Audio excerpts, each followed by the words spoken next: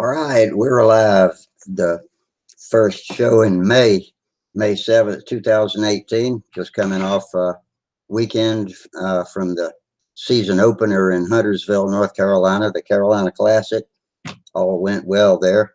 Had a pretty decent turnout considering the spring contest is usually smaller in size than the other ones, than the October contest, because got so much going on with Brodak, Joe Nall, and all over the country.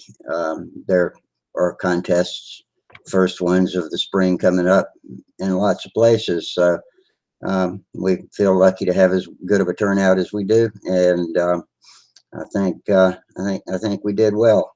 Had combat of all different types, half a speed limit. Had Navy carrier, had a Nostalgia 30 stunt, had old time stunt, Pampa stunt, and all the circles were full and busy all day long. So it was great. Always a great time in Huntersville. Good, friendly people, and the kind where you know realize what the hobby's all about. It's mostly fellowship and helping each other, and flying the best you can. And so, anyway, we'll talk about that among other things. This is the Stunthangar twice weekly hangout, Mondays and Fridays, and the link is posted in the Stunthangar control line forums in the At the Bench thread, which you can access if you're a member. If you are not a member, then join up, and then you can come in here with us live. Anybody that doesn't want to can go to the YouTube watch page and watch us there and communicate via the chat box, and we'll incorporate your comments and questions into our conversations over here. So I'll sit here and talk until somebody joins up with us live, or until somebody posts in the chat box over there on YouTube, and hopefully we'll get some guests and hang out till about midnight. That's our usual time. I think the last 2 or 3 shows have gone on late because someone with interesting subject matter has joined up at 11:30 or quarter of 12, and we've gone on for almost another hour. So we'll keep going as long as y'all are interested and have something to talk about. And so come on in. Get your coffee, get your cigarettes, fix your hair.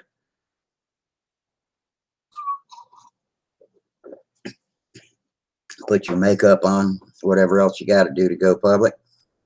We got 4 viewers on YouTube right now. And this is as good of an opportunity as any to remind you that if you'll click that super chat button with the $sign at the bottom of the chat box, we will greatly appreciate it.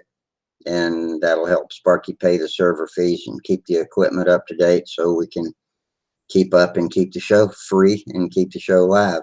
And that applies to Stunthangar forums as well. And there are several different ways to contribute to that.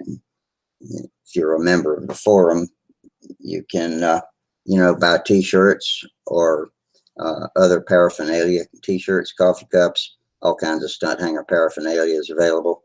And there's a big banner at the top of the Stunthangar forums if you want to contribute that way. So whatever makes you feel the best, or if you don't want to at all, that's fine too. You're just as welcome either way. Got 4 YouTube viewers right now, so welcome, people. I appreciate y'all coming in with us. 5 viewers. It's just clicking right along, and Sparky usually jumps in about this time, so maybe he'll join us for a few minutes. But we stay up too late for the old man. He usually has to crash out on us after the first hour or so.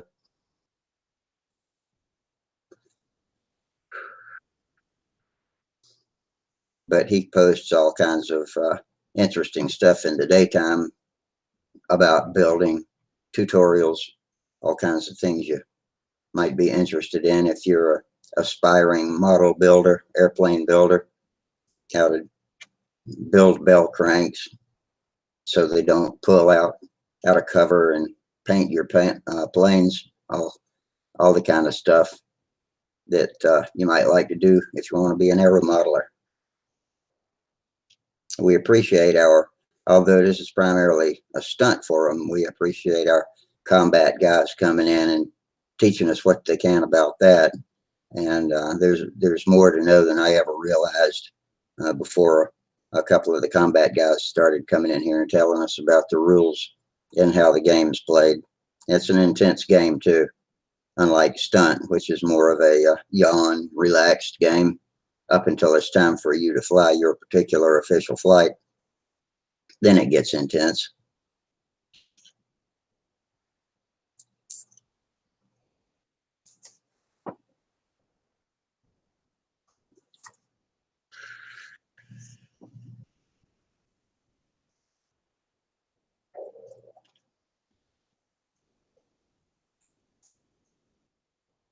I got a little dare going on here. Hope somebody will come in and bail me out.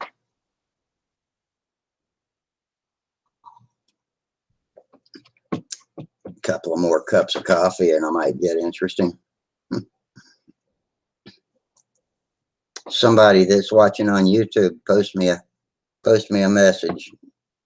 Here, I'll officially start by posting you a message.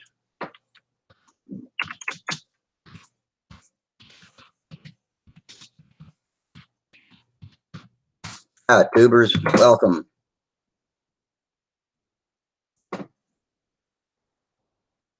Six viewers, so I hope we can treat you better than this in a little while. Monday nights might be slow. Everybody's tired from the contests over the weekend, or moving, or playing, or whatever you did this weekend. I'll tell you what, I was worn out.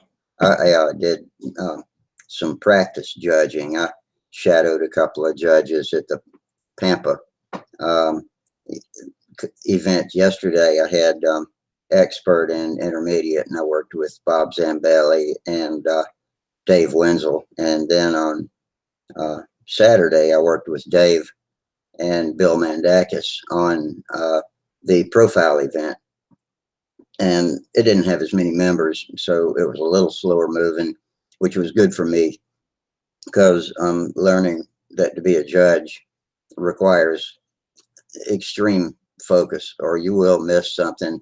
You can't get it back. If you miss one leg of a maneuver, then you can't score it properly, and it's embarrassing. Oh, hey, we got some people coming in. Gerald, thank you, Gerald.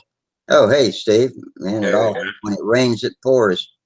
How you doing? And Ron Hass just popped in. We got Gerald over on YouTube. He'll probably maybe be in here in a few minutes. So, how was your weekend, Steve?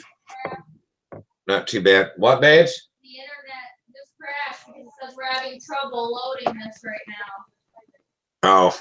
That's because your dad's eating up all the bandwidth talking to me.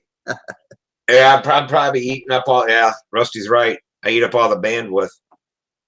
You can watch it out in the front row, whatever you want. Oh, okay. Didn't that damn light drive you nuts there at the motel? Blinking?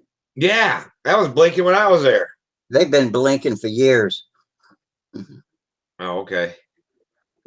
But nah, it didn't bother me too much. It might have looked worse on camera than it did in real life. But yeah, those lights, all over the hotel, those lights blink on and off. I don't know what. I think they just need to go rip all those fixtures out and replace them. Bulbs, fixtures, everything. And they are actually remodeling some of the rooms. I was in me and Holly were in 108, 107 up front, and it had all new bathroom fixtures and tile, new countertops and carpet, everything. Was really nice in the room, except for they forgot to put the refrigerator and microwave back in it. So we had to use ice, which would have been better if the ice machines weren't all broken. Or both of them. When I was there, the bottom one was broke. The upstairs one worked. Yeah, we had to go to the office and beg for ice, and then he'd give you about a quart container full of it. Did But you ask him why you didn't have a refrigerator or microwave? no, I wasn't too worried about it. Some people were. I heard others complaining and demanding a refrigerator, which the hotel supplied to anybody that cried about it. But I didn't worry about it. You know, it's a cheap hotel, and it's a pretty good hotel if you get the discount and tell them you're with the contest and you get a good discount and so it is what it is. It's not a Hilton, but Yeah, when we were there, they were carpeting them front rooms and stuff. They're they were doing it on the first floor by the office, both directions. yeah, that's mine was all the way at the far end on the front row by the office, and I usually like to get 125 there in the left corner, looking at the front door. It's over on the left, first room, and the corner rooms are a lot bigger. Hey, Gerald. Hi, Rusty. Hello, Steve. How's it going? Good, thanks. Yourselves? You have a good weekend? Yeah, I did. Still got a bit of a cold, but going okay. Weather's been a bit up and down, but still managed to get a bit of flying in. So how did the contest go, Rusty? It went well. I did not fly, but I did a lot of judging. I did practice judging. I shadowed a pair of judges at the profile circle on Saturday, and then at the combination expert intermediate circle on Sunday. And it worked out really well. One of them was the same judge both days, and so I kind of hung with him just to keep it consistent. And I learned a lot, and I knew a lot too, because I had read all of the material several times through the week leading up to it in the AMA guidelines and rules book. And then last year I had read the same book all the way through and gone to a judging clinic at Triple Tree during the Joe Knoll week. So I was semi-prepared, and the best thing that you need is just to be alert and awake. And because if you take any extra time trying to justify a score before you write it down or figuring out what it should be, you look up and you've missed the first leg of the next stunt, and then you can't just make up a number and be fair to the pilot. So it's a lot to learn, just getting your head in the right place to do it. But I think I did very well.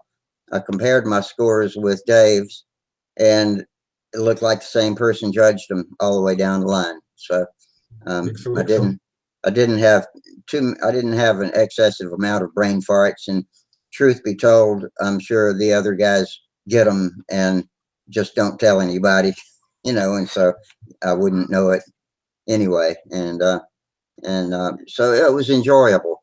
Now, Sunday was more difficult because I was tired going into it, and it's hard to concentrate when you're tired. The circles are built up on mounds. It's a built up mound, and then it's flattened at the top with the pavement poured on it. And standing on that rise right up next to the edge of the circle was tough on the legs. And so, in between, if I got any time in between pilots, I'd go sit down in my lawn chair, which had to be far enough away down the circle so it was in a safe zone, plus where the chair wouldn't fall over from being on the rise. But I made it through. And Who won an expert? Say what? Who won an expert? Mike Waldron. Oh, okay. And Derek Barry came in second. He didn't fly his second round because he couldn't get his engine to start, and he wasn't flying anything special. He was flying an old, I think it was a Thunderbird with a run-of-the-mill Fox 35 out of anybody's drawer. So I don't think he was being too serious about it. Just I think he gets embarrassed about going up and, winning every time, a little bit. But that's the way it is. I mean, Well, I think too is that he had his daughter there flying and all that kind of stuff. So that was, yeah, actually, Layla wrecked her plane in practice, I think, and didn't fly any official. And the only beginners that flew were Mike Lunke's son, Sam, and our club member, Max Flo. And Max is a convert from remote control to control line. And he's been learning from the combat guys and the stunt guys. And so he took first place in beginner, but he only won by a few points more than Sam. And both of them had respectable scores, and both of them, Sam got the pattern points on both flights. So I'd say both of them did well. Oh, excellent. that's good. Yeah, I seen one of the flights there on Stunthangar. Oh, is there some video posted? Yeah, Mike posted some. Oh yeah, Mike. I think he was pretty busy with his camera. Oh, you know what? Sam won overall speed limit combat event. His Oh, no son, kidding. Sam beat all the big guys. Well, that's good. Yeah, he's done very well Yeah, for his age. yeah, no kidding. Yeah, he's got the gene. I think he's a natural. Yeah, some of them are. Some of them are really good like that. Some kids seem to pick it up and fly with it really well. Yeah. But yeah, I can imagine it would have been a hard day for you by the end of Sunday, because you're concentrating such a long time judging. It really takes a toll. You are right. And I could hardly walk either. I was so sore. It was almost funny. But I had such a good time though, talking to everybody and just being there. It's just a great event. So yeah, I was worn out, but it was worth it. And I needed that. That's good for me to get that much exercise and fresh air over the course of a weekend. And if I can keep doing that, I'll gradually get my stamina back. But I feel fine today. Still a little tired, but not aching. I'm not having any problem with pain, so that's good. Hey, Gerald, do you get a lot of tourists there in New Zealand that do stargazing or star watching or whatever? Yeah, because it's relatively clear sky with very little light in some places. So yeah, we do get the whale watchers, the star watchers, the all the tourism's probably the biggest part of New Zealand's income now. So we get a lot of tourists. No Yeah, tourists modeling there. I was seeing there on I think it was YouTube. They were doing advertisement, but they were showing some of the pictures taken of the stars, and it's like, oh my god, it was just you could. It was like the picture was full of them. There was so many stars there. Yeah. Well, where we live out in the country, and at night you really do get a beautiful view on a clear night of the stars. It's my sons have got a little telescope to have a go at it, but honestly, you've got to be keen to do that, and I'm not. I don't like sitting out in the cold looking at stars, but yeah, there are a lot of people that'll obviously pay to come out here and do it. Yeah, it looked like they were in the mountains. They got up in the mountains and got above probably pollution and everything like that. And it was really nice. I couldn't believe it. How many stars there was. There's a lot of people that have no idea how clear and starry the sky can be too. People that have never been out of the big cities, LA and New York and places like that. The best I think I've ever seen since I was a kid and was at the beach a lot before it got all built up with light pollution. We went camping at Mount Mitchell here on the eastern seaboard, and it's only about 4,500 feet tall, but we were lucky enough to drive up there one night when an astronomy club was meeting, and so there must have been 60 or 70 members with their vans all pulled in the parking lot and their equipment out with computer-aided tracking systems, and they were all about fun and showing us, just stragglers that walked in to see what's happening. They were all about showing us what there was to see, and so it was a real treat. and I got to see the best meteor I've ever seen. It got a standing ovation when it came by too, because it was just one of those that streaked all the way across the sky. And so that was probably one of my best stargazing nights. But used to love as a kid just to lay in the sand on the beach and look up, and you know, you can see the elliptic plane of the Milky Way on a good clear night, and just wonder what's out there. Yeah, when I first moved in here, there was no other houses around, and I was the first one in here living, and I couldn't believe all the stars I could see because it was so dark, and nobody had any porch lights on and stuff like that. And one night I got home and I was picking out the Big Dipper and a Little Dipper and all that kind of stuff, and all of a sudden, I guess it's a meteor or it was space junk, but I could see this thing coming across the sky from way on my left. And I watched it and I watched it, and it's going and going. And right as it passed my house, and you know, I don't know how far that would be away when you're looking in the sky, but that thing all of a sudden exploded, and this fireball was as big as my house looked, you know. That's how huge it was in the sky. And I'm like, oh my God. And I'm waiting for this big boom and shit. Never heard anything. Never heard anything. It was a long way away. Oh my God. And how big I'm like, you know, really how big of a boom that was, you know, because jets, I mean, they get up, looked like about the height of jet flies, 30,000 feet or whatever. Yeah. And they're just, you know, reference you see a contrail. And this thing made a boom as big as, you know, as big as my house it looked like in the sky. And I'm like, holy cow. Maybe I'll put a photograph on it. I'll do that later, honey. Do you want me to go get the links and share them? Yeah, you can. Yeah, for a little bit. Yeah, for a little bit anyway. Till your hair dries a little better. I have to put dry shampoo in it, so. Or not dry shampoo, leave-in conditioner. Oh, okay.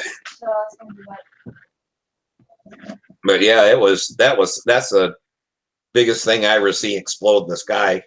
We get in the fall here, we get that meteor event where you can see 1 or sometimes 10 an hour, 1 to 10 an hour, and yeah, that's pretty cool. Names of them, the Perseids and Pleiades, I think. I can't remember. But them are like little teeny, just, you know, like a shooting star we call them as a kid. But this thing that was going through the sky, it was leaving a huge trail with a tail. And when it finally went, it was like, oh my God. Because I was thinking about that one there hitting Russia. It looked like, it kind of looked like that coming across the sky. You know, that guy in the car had it, and then it, you know, it blew up and shook everything or whatever. But it was that size, but just up higher. And I was like, oh my God, I couldn't believe anything burned like that. Well, at least nowadays people have got phones and they've got ways of recording it, and that was caught on a dash cam, that bit of footage that everybody got to see. 20 years ago we wouldn't have seen it. I'm sure that footage would have never made its way out. But, well, you know, and the dumb thing with me is I had my phone with me, but I was so memorized by it, I'm just staring, I'm like, oh my God, I forgot to even take, you know, I could have filmed it. Sometimes you just got to take life in the natural way through your eyes and consider yourself lucky enough to have been there. Yeah. Well, you've both seen a meteorite, I haven't. You're one ahead of me there. But my father used to see it when he used to do patrol work at the hospital. He'd be outside all night doing patrol work around the hospital, and he said he saw many shooting stars at this time. I've got Jamie here. Hey, Jamie. Hey. So he got to see a lot of them when he was on patrol.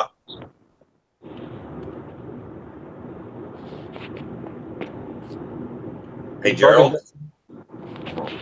So yeah, my father, when he was doing patrol work outside, he got to see plenty of different objects burning up in the sky, whether meteorites or space junk. But he said it was quite a feature of being outside all night. You'd see things happening that you wouldn't, because you're there for 8-10 hours or whatever it is. Yeah. Privilege.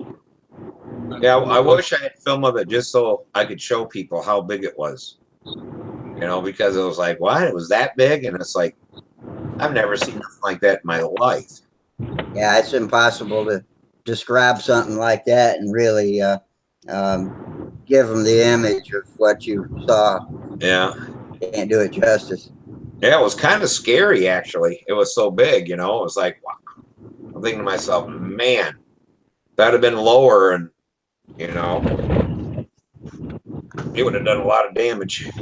Maybe Jamie will see something on his drive home. I gather you're heading home after your contest.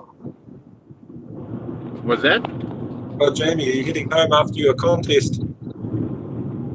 Heading home? He looks like he's riding a motorcycle or something. Huh? No, I'm in the car. I'm almost to my house. Coming back from the contest? I went to the contest. I came back yesterday from the contest. Oh, okay. Yeah. In fact, on my way there Friday night, I joined in on the hangout with Sparky as I was driving. I was like, I think only like maybe an hour or so away from El Dorado whenever I joined in with him. So did you have a good time there? Oh yeah, always a good time. This is my second time going there. Yeah, it was a blast. It was a blast. Anytime you're around Mark Troutman or Joe Gilbert and Don Cranfield and all of them, man, it's always a party. How Joe flying his new airplane yet? He's having some issues with it. Yeah. The deflector off the pipe keeps splitting on him, so he's trying to find something good that won't split on him. Oh, that rubber deal he's using? Yeah. All right, I'm gonna give me a few minutes. I'll join back on my laptop. I just pulled up to the house. Okay, great. Yeah, that'll be a All right. little less distracting. Yeah. I'll see you on a little bit. Yeah. See you soon. Yeah, I guess I have to get a hold of Joe. I got some ones made by Mac that are made out of metal. He did a really good job of bending aluminum tubing, and I hate them rubber ones. I think they kill power and everything else. But yeah, these metal deflectors work well. I still got 2 or 3 left. But I have to get it somehow. I have to try to get a hold of them. Send one to him or whatever. Find out what size he needs. What are they, like headers, or are they clamp onto an existing muffler? Yeah, they're. I probably go downstairs and find one. But they're made of metal, and they put a bend in it, and then he cuts it, you know, in 2 places. So you got 4 like little tabs. Yeah. And then you slide that. You get the right size to slide right over the muffler stinger, and then you put a little clamp on there, and just it'll hold right on.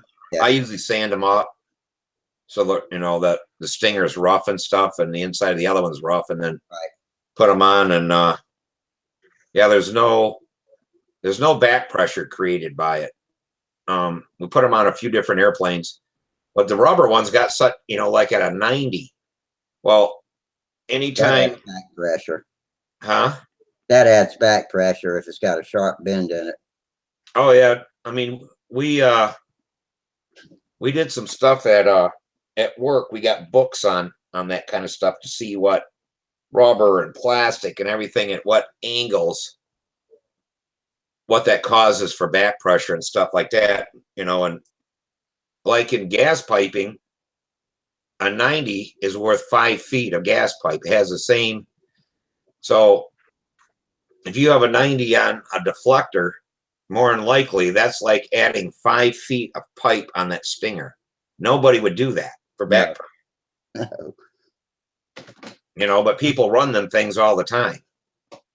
You know, the sharp bends cut down the noise, so that's what I heard. That's why a lot of mufflers have got square edges in their mufflers. The square edges help cut out the noise. Yeah. Yeah, good for fly. And those mufflers that have got the reversion tubes in them, where they make them do curls around like an automotive muffler and make them, the gases reverse their flow 180 degrees, must be very restrictive, but it quietens it a lot. Yeah. Yeah. Yeah. It's just like basically what they do, you know, by by doing that, you can add length to something without having something sticking out your airplane 10 feet running behind it. Because we do that on some it's for it's heating or whatever, and these things got to be equivalent length.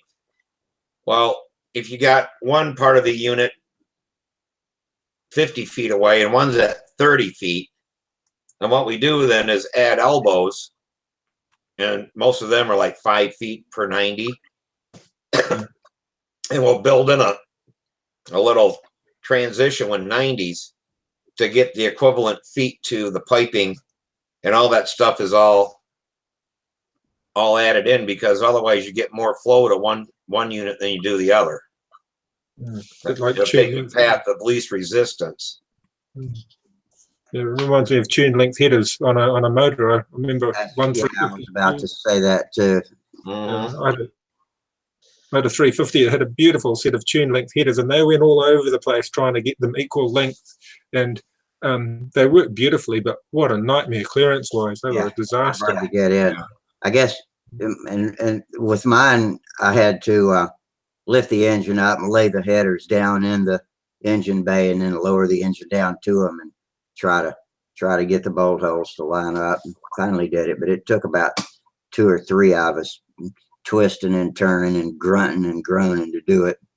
Yeah, I remember those jobs. I've had a few cars with headers, but nowadays I think I just go with the little shorty exhaust headers, the unequal length ones, just for convenience. Yeah. I don't really bother trying to get the last horsepower anymore. Yeah. That last horsepower is a tough thing to get too. Takes you get so much horsepower with a fairly reasonable amount of investment, but then every little nth of a horsepower takes so much money to gain after that. Yeah. Well, it was like back in the day with super stock. Here in drag racing, it was a deal to where super stock, they'd have as much money into it as like pushing like a funny car. Because, once you put a blower on it or whatever, you can get all this horsepower, but they are always just so getting every last horsepower out of an engine. It was just hard to believe what they could get out of it. Kind of like NASCAR engines are today, with 700 horsepower out of naturally aspirated motor. These guys are putting big dollars into these super stocks. Those blowers are so parasitic too that they are putting a hell of a lot more stress on the engine just to get a gain in horsepower. I mean, you get a significant gain, but it's still a lot more stress on the engine. Oh yeah, 5 or 10 atmospheres or whatever they're sticking into these motors. Yeah. But that's where it's an expensive way to go compared to how a lot of manufacturers went. Instead of supercharging, they went to turbos because it was relatively simple to replumb in a turbo into a fuel injected motor. It's very easy for them to do. So it sort of ran its thing, and manufacturers went for what was easier horsepower, I suppose. And then nitro too. Of course, that's a good way to blow an engine apart. Those nitro engines don't last very long if you treat them wrong and hit the nitro at the wrong time or something like that. I was watching drag racing on TV yesterday, and they had the alcohol funny cars have blowers on them, but then you can choose to run fuel injected nitro, and the fuel injected nitro cars were beating the blown alcohol. Well, what was crazy is that the alcohol or the blown alcohol, they're launching at, I don't know, 8,000-9,000 RPM. You hear them revving up, you can see all the stuff blowing out of the cylinders. And on the fuel injected ones, they're sitting there at just above an idle. Nothing coming out of the pipes or anything. And then they both hit it, and the fuel injected part of it, they were beating all the ones. I'm like, wow, I just can't believe that fuel injected, that new type of fuel injection where it's kind of like the diesel or whatever, where direct fuel injection on top of that cylinder or top of the pistons. Man, they were really making horsepower. Kind of like shooting a cannon. Well, yeah, they got no blower on them. It's just naturally aspirated with injected nitro. And them things really go. So they're running on whatever their regular fuel is, and then when they launch, they start the injectors pumping pure nitro to mix with it. Is that what's happening? No, it's running that nitro right from the beginning. Oh. Just like say my brother has that direct injection on his. And it'd be just like running his GMC and then hitting the throttle from stand and start. And I mean, it's just instantaneous power. Them things were just really going. And I'm like, but it sounds funny because they're quiet, you know, they're open headers, so it's noisy, but they're not running all that RPM. They're just idling. They'll fast idle, and then they just hit the throttle and they're gone. But yeah, that was the first time I ever seen that. I didn't know they had such a thing. That's where technology's changed the game quite a lot over the years. You sort of think they can only push it so far, but something new comes along and there's another big leap in performance. Well, yeah, can you imagine if these funny cars and top nitro drag racers, if they could use a direct injected with a blower, what that would make in horsepower. That would just be crazy. You know, if they only just went up 1 or 2 atmospheres or whatever. So it just didn't grenade the motors and stuff like that. But yeah, the one thing too is that they can look at all the cylinders, the computer and all that kind of shit. And they don't have lean runs on a cylinder. They're not dropping, you know, cylinders and stuff like that. These guys on YouTube, like Minnesota Mike, are listening to us talking about drag racing and nitromethane, and or commenting more than I can keep up with over there. But if y'all don't have the chat box on from the watch page, if you want it, just click those 3 dots and then select pop out chat, and you can drag that box over where you can see what they're saying. Park it next to your video screen. Yeah, I tried to do chat, but it just says so and so joined the chat or whatever. Yeah, that's what I get. I get the same thing. So and so's come, so and so's left, but I don't. In the past, I managed to get the chat up, but not now. I don't seem to have the same functions on it. Yeah, same with me. I always had the chat up, and now I can't get it up anymore. You're talking about the YouTube chat, not the Google Hangout chat, right? Right. Yeah, mine won't allow me to do it. I have to leave I always used to. I have to leave the Google or the YouTube page open and just mute it if I want to go back and read the chat. That's the only way I've found to be able to do it. But yeah, I used to be frustrating. able to comment and everything else, and I just can't do it anymore. Anybody seen Tom lately or heard from Tom? No, he hadn't been on here for the past couple of shows. Yeah, we tried to duplicate what he did with that acrylic airbrush paint. Yeah. It did not work good. And I wanted to ask him what we're doing wrong, but I guess I just sand it all off and go back to dope because he hasn't been on in a while to ask him what's going on with it. That's a pity. I mean, Brian didn't spray it. It ain't flowing good, or No, I'll go get a thing. It's like it modeled or whatever all over it. It looked fine until it started to dry, and then it just kind of like bubbled up. Now it pulls and stuff. I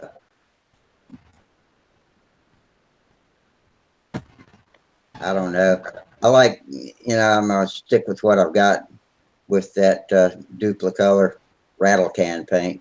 It's working pretty good, and I've got me a detail brush now for the compressor. I need to get the little regulator and water trap, but I think I've got everything I need now. look what I got. Jamie's probably all set up because you do plastic modeling too, don't you, Jamie? Was that? Oh, you probably all set up with the right gear for detailing your models doing a paint job because you've got experience plastic modeling. You've done a lot of plastic modeling, so you'd know how to use all your paints and airbrushes and so forth. Yep. Yep. Yeah. Oh, that Guys- looks like what I've got, Jamie. Hold that up again. It's the disconnected. It's the Iwata Neo. What mine looks like. Yeah. Okay. This one on the back, the brush don't come with this back here. I added that on there. That I like got an awful crackly audio, Jim. Can you guys see that? Let me click. kind of sort of, yeah. Maybe if you go a little bit further away and stay. Yeah, you need to back up a little bit. Oh yeah, that's a, what's that? An elevator? Yeah. Yeah, I can see it now. But Yeah. see, it's like it all separated or something. Oh, I guess, yeah. I wouldn't have known that's what it was if you hadn't told me though, but yeah, I see it. It's kind of rough looking. Yeah, but you're using that creative stuff from Hobby Lobby, aren't you? Yeah. I think Tom uses some stuff from Walmart. Yeah, I know it. Yeah, I've had better luck with the acrylic enamel than I have with the pure acrylic. The pure acrylic's harder to work with. The acrylic enamel seems to thin better and flow better. You can spray it a lot easier. Well, it all flowed. It looked really nice.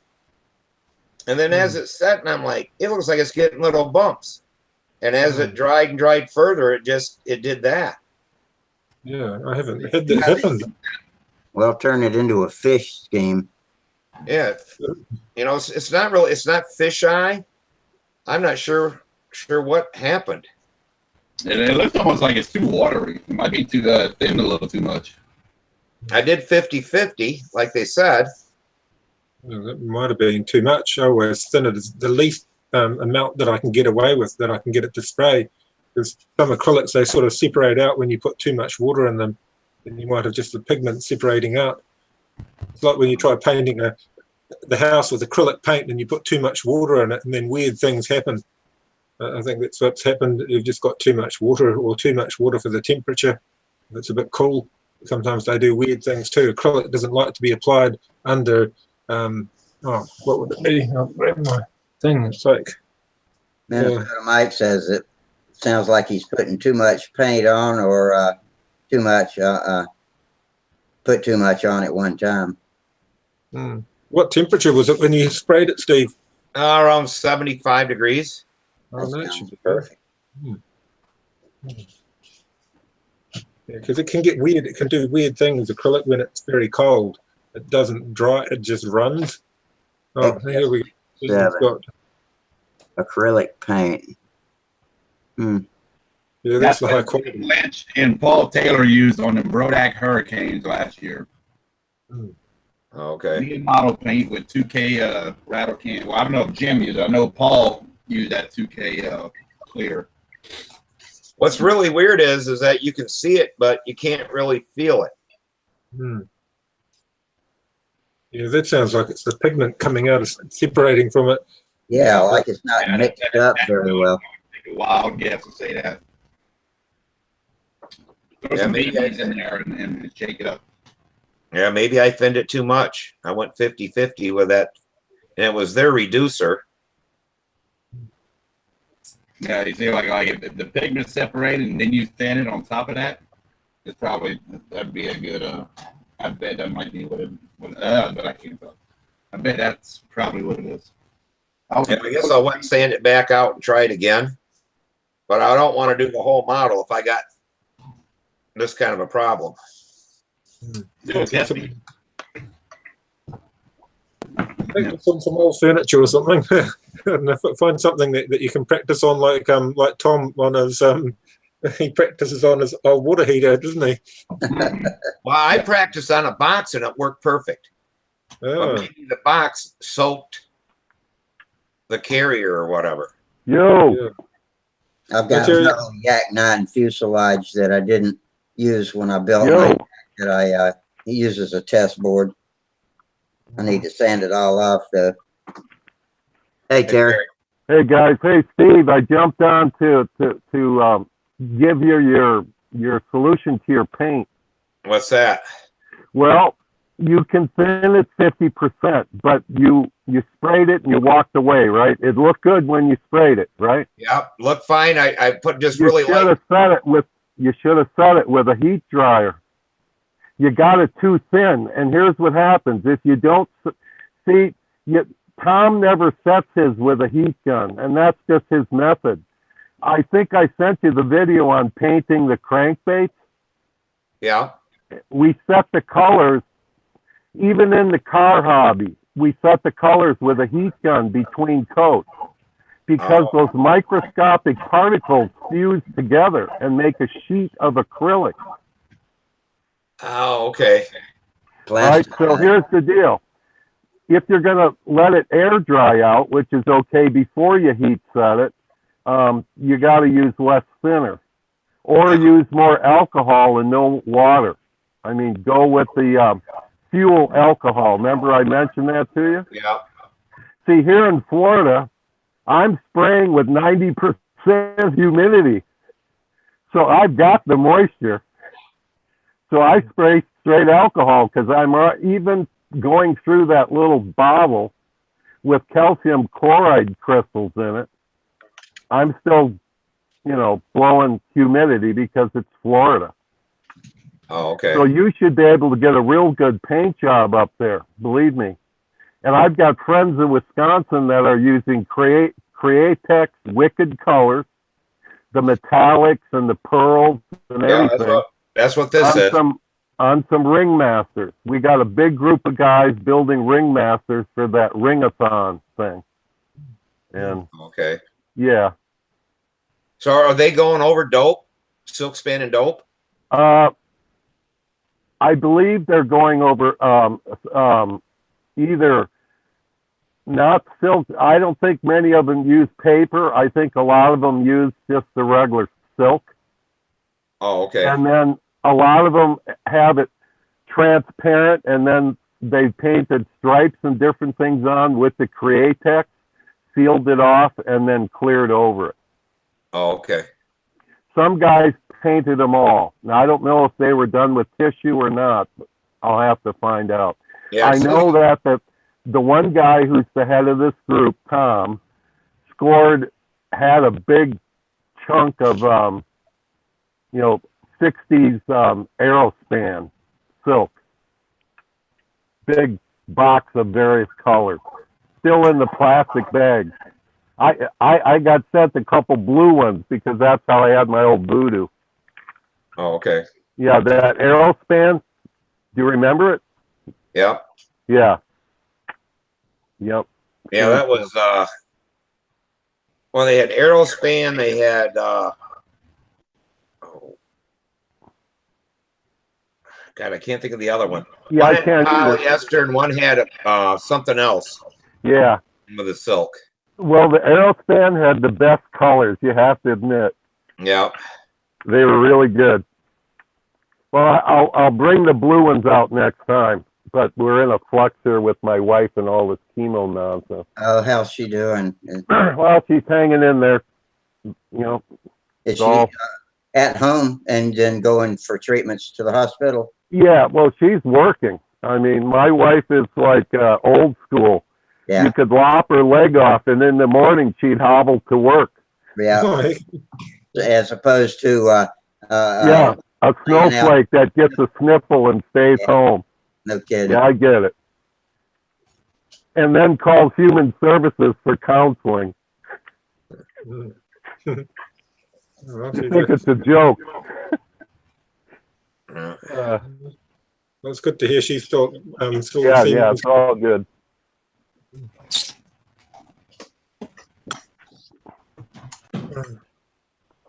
What are you working on? Yep. So I think I sent everybody that electric video. I know Gerald commented on it. I thought it was pretty good on a man electrified the Cardinal, and then there's a flying video after it. That's pretty good. Yeah. Yeah, you explained it in a nice, clear, concise way. Yeah, that's what I thought. Yeah, I'll put it in our club magazine, a link to it, because it's done in a way that somebody who's completely new to electric could appreciate it easily. And his flight performance was very good. He was a very proficient flyer. Yep. Yes, sir. But a lot of people here haven't tried electric, but the majority of the better performing stunt flyers seem to be flying electric here now. So it's pretty much well known by those that are flying competition work, but there are a lot of people that are sports flyers that haven't dabbled with it yet. Yep. And I imagine it's the same there. Well, I'm going to try that. I'm doing 2 of those big voodoos. I got that one where I switch it out to that ASP or that, it's the Brodax 61. I've got a throttle on it, so I'll be firing that up probably tomorrow. It was rainy today. But I've got another one I'm doing electric, and I'm basically setting it up just like the video with the same system from the US style system. But I'm not going to be using a timer. I'm going to be using more of a throttle, the same Castle, controller that comes in the electric, tsunamis, foam planes and stuff. Oh, okay. Vary the pulse width. Yeah, I know one Vary thing the that pulse width as opposed to the amplitude. Correct. Well, it's a full throttle where you can set the, where the other one, it just has a timer. You can preset your RPMs for your flight and your time, but I'm going to be able to throttle up when I need it. It'll have a sustained flight, and then I'll be able to hit the trigger when I want to pour the coals to it. Yeah. The only thing I found using the trigger was if I was nervous, my finger would start oscillating. Yeah. That was really embarrassing. well, what we did is that I did a left-hand trigger and that's what with the right. We made a thing, a sling, and then you take off, and then once you get ready, you just reach down and grab your trigger with your other hand. Yeah. That worked. That even worked better for we tried an electric bi-slob. But yeah, you couldn't. Cool. Something about your brain couldn't actually up and down and throttle. I'd like to have voice control. You could say, "Pour it on" or "Easy, baby." Yeah, but I don't know what would happen when it heard me go, shit, damn. I don't know what it would make the airplane do. It might lose its grunt. No, I used it in my left hand, and then I started using it in my right hand and my flying hand. But I found the loss of that finger to control the handle was too much. I lost too much control and couldn't hold a larger model with the throttle in my right hand. So I ended up using the throttle in the left hand with the finger thing. But again, I think the governor in some ways would still be easier because you could set it and forget it. Just set your RPM that you want, and then have an on-off. Would have been good if I'm flying a pattern. But if you're doing scale work, then you definitely want the throttle. Or if you're doing display work, then the throttle is really neat to do wingovers. Reverse wingovers with the throttle is really a lot of fun. Oh, it's spectacular. Yeah, it's a lot of fun. But, it's all fun and game. I'll have to sand this out and then try it again and see if all you need is a hair dryer. You'll like you don't need a monocoat heat gun, just a hair dryer, and put it on high heat, and not even the fastest blower setting, but the highest heat setting. Oh, okay. And, it must have worked so good on the box. I wasn't thinking about that. It absorbed that water and whatever that thinner carrier, the thinner was carrier. Fast. Yeah. And I sprayed on that box because there was writing on it. I'm like, man, this really has good coverage and all that kind of stuff. I did that. I'm like, man, these are good. And I set them up and I started watching them. I'm like, oh shit. Yeah, see the viscosity and the particles started swimming apart due to the irregularities into the painted surface and all kinds of stuff. Oh, okay. But when you get it looking glassy, if you start helping it dry quickly and set the particles, you'll see. Or do you want me to resend you that video? I can send you that painted video. I still have it on my phone. There you go. Yeah.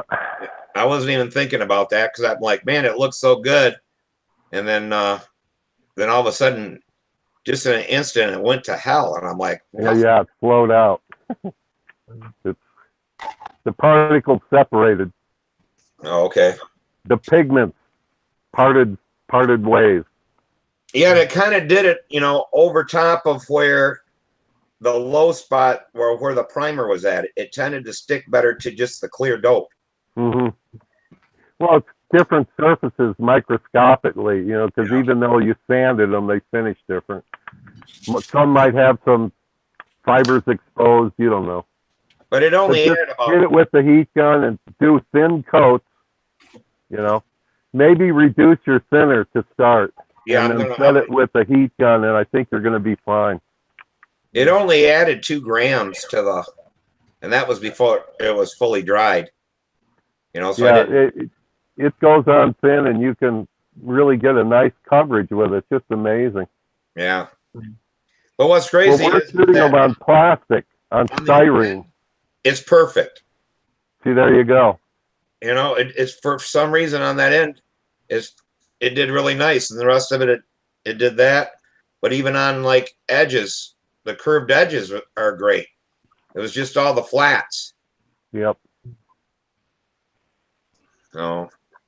All right, well, I just needed to jump on. I may have to jump off, and I'll certainly be back on with you guys when I can. I'll try to watch on the side. It's just I want to.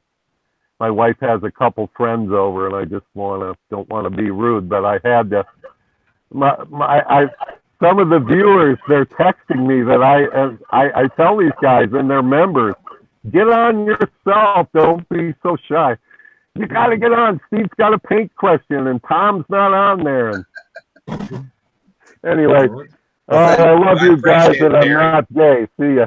Yeah, tell your wife we said hi. And all right, I appreciate it. Thanks, guys. Tight lines, everybody. Good night. Night. Watch Charles' video. Give him some input. I think Charles needs a lighter airplane. Oh, okay. Yep. See ya. Bye. Well, That's right. Charles hasn't been on for a while either. Did you see the video that Charles posted with his plane? He was having trouble with the Strager trying to get that inverted run better. And he posted a video, I think it was flying back in January, of him flying a Strager and the problems he was having, especially in the overhead 8 and Clover, you can see. But I think it was more than just being a bit too rich inverted, because it appeared that it was running faster inverted, especially when he was doing his level laps inverted. It was going like 1/4 of a second quicker inverted.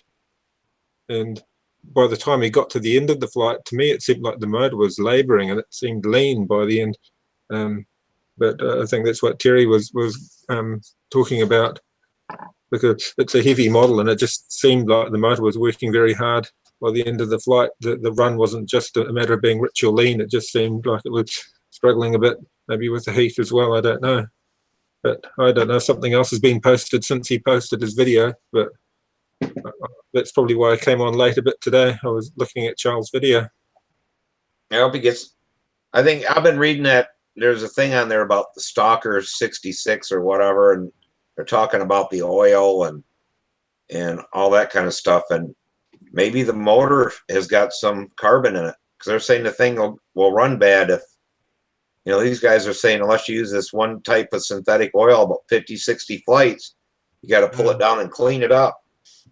Yeah, well, he would put a lot of hours on his motors. He certainly does a lot of flying. Yeah.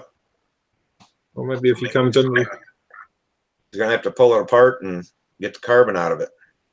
He did pull it apart. Remember, he pulled it apart a while back, and he had trouble working out the orientation of the liner. I don't know if that was because of the why he pulled it apart exactly, but that's where we need to ask him whether he has or not. Well, next time he'll learn like I did. You scratch it. I take an awl and scratch a line. So when I put it all back together, I know where I got to be. Yeah. The great thing now too, when you pull apart a motor, any sort of motor or electrical devices, you just pull out your camera and start taking pictures willy-nilly, and that's really great. just for reference, so you can put it together the way it went. Well, it was like on that, John DeTavio gave me a couple Jet 76 motors for the road jets, and he went to electric, and I tried to run them, and them things, it wanted to run backwards, and it had no power and stuff like that. And I'm like, man, I'll take it apart. I don't know what the hell's going on with it. And I got looking at it, and I'm like, I think the cylinder's in backwards. Ah. And I started measuring, and sure as shit, turned that one around, looked at the other one, turned that one around, things run fine. Yeah, that's yeah. I suppose the fact that they'll run tells you something and run that way. Something's really, really off. But there's not much difference in the height, that what they call it, blow by, or what, when that piston comes down and it finally exhausts. There's not a whole lot difference in the height of them ports. Yeah, on the old days when you had a baffle engine, the exhaust was obvious because it had the big wide, like almost 180 degrees for your exhaust, and then the small opening for your transfer port. But nowadays it's harder to tell, I have to admit. When you look at the liners of some motors, some of it's very easy, like an OS where they've got their canted liners where they've got the twist in them. They're very easy to tell, but not every motor is. Well, and RC motors too is like, they'll have separate intake ports that match up for the case, and one exhaust port. But when you only have one intake and one exhaust, and they're directly across from each other, it's a whole, it's a whole lot different than a Schnurley motor. They got three, it's pretty easy to line, because they won't line up the other way. Yeah. But somebody buy this motor. Please, somebody buy this damn motor before I just throw it in the crawfish like across the field. What motor is it? It's the G51. Put it on something. I don't need it. That's the thing. I don't need it. What sort of G51 is it, Jamie? Is it the S-style G51 or is it the early baffle one? I don't know. It says Super Tiger on the log. It says 0508 China with 3 on the back. One. Yeah. Oh, that should be a good motor. I only want 100 for it. What airplane you got there, Jamie? That's a primary force. Oh, okay. You scratch build that, or did you buy the kit from? Let me put it this way. It's built by the legendary Tony Morsucci. So I'll let you be the judge. Okay. Yeah. But it flies great with a 46 LA. I flew it Saturday morning before I did my official, because Ty was like, hey, I want you to fly this profile. Yada, yada, yada, yada. If you like it, just take the motor off and take it home with you. If it crashes, oh well.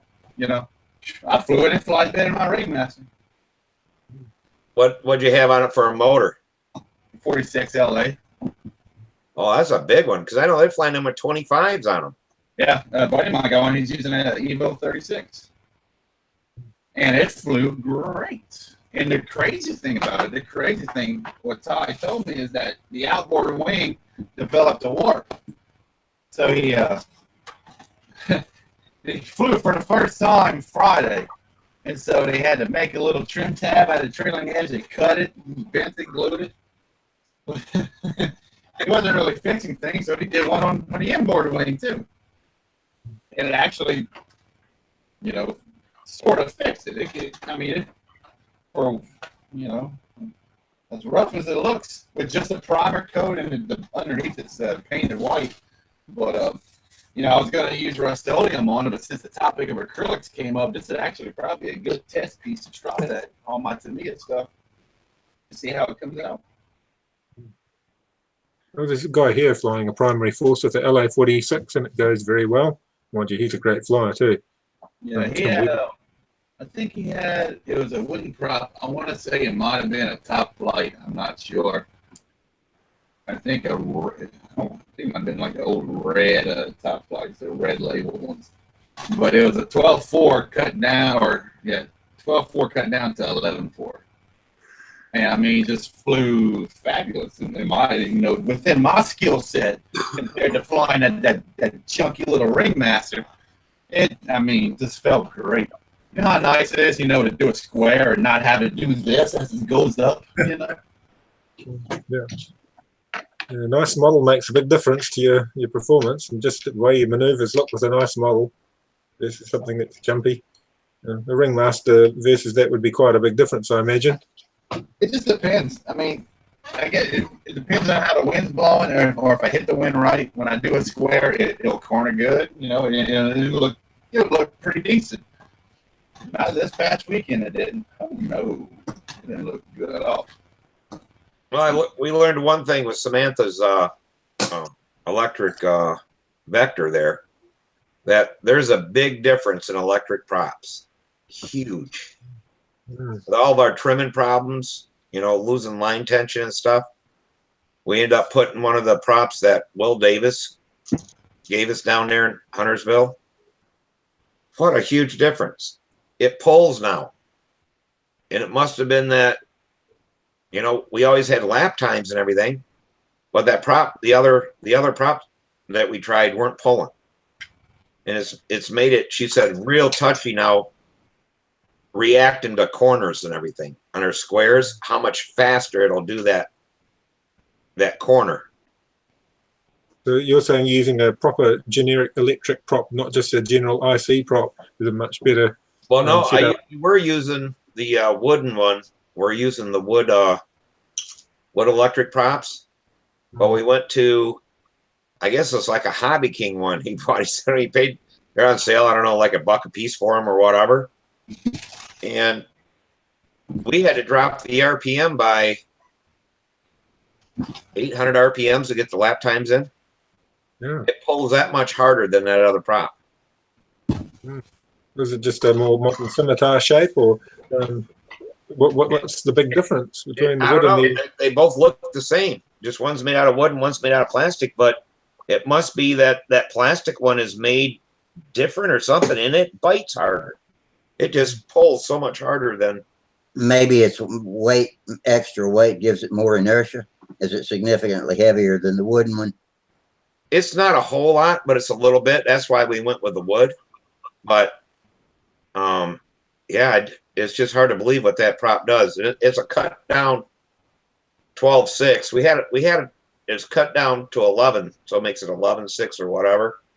We had an 11.55, so I figured, well, I'll drop RPM about 300 RPM to slow it down, and it was flying 4 or 5 second laps. We really had to back it down. But yeah, it didn't use any more battery. Frank Washburn just joined in to say hi, but he's too tired to join us live, so he's just going to watch. Uses. So hi, Frank. Hey, Frank. Well, I've got a whole lot of RC props that I was going to put on our local auction site to get rid of them, because I thought they're all the wrong pitches for general stunt flying, like 8, 9, 10-inch pitches. But maybe they'd still be useful for electric setups, but I suppose they'll be too heavy and probably have too thin a aerofoil for electric. What do you think, Steve? I know that electric are real thin. Yeah, they're very thin. We tried IC props on them, and they used a lot of battery. If they flew good, I mean, they pulled good and stuff like that, but there was a lot of drag. Yeah. Okay. Hey, look, Randy. Ow, that's my hero. Got you some cyclones, huh? Oh. I've got a whole lot of props like old Bolly thing. Yeah, I bought a dozen of them at the Nats. What are they, 10.55s and 11.45s or something like that? I got them. That's what these are, 11.4.5s. Yeah. Yeah, I got some of his 10.55s work really good. Yeah, I'm from my 46. Oh, man. Oh! What do y'all know? Yeah, I'm curious about y'all opinion on this. What do y'all know about a Lou Willard reworked Fox 40? They say they're really good. That's all I've heard. And also some work on it done by Charlie Malone song as well. I don't know if y'all know that. But yeah, I was always gonna send Lou a brand new 40 to work on.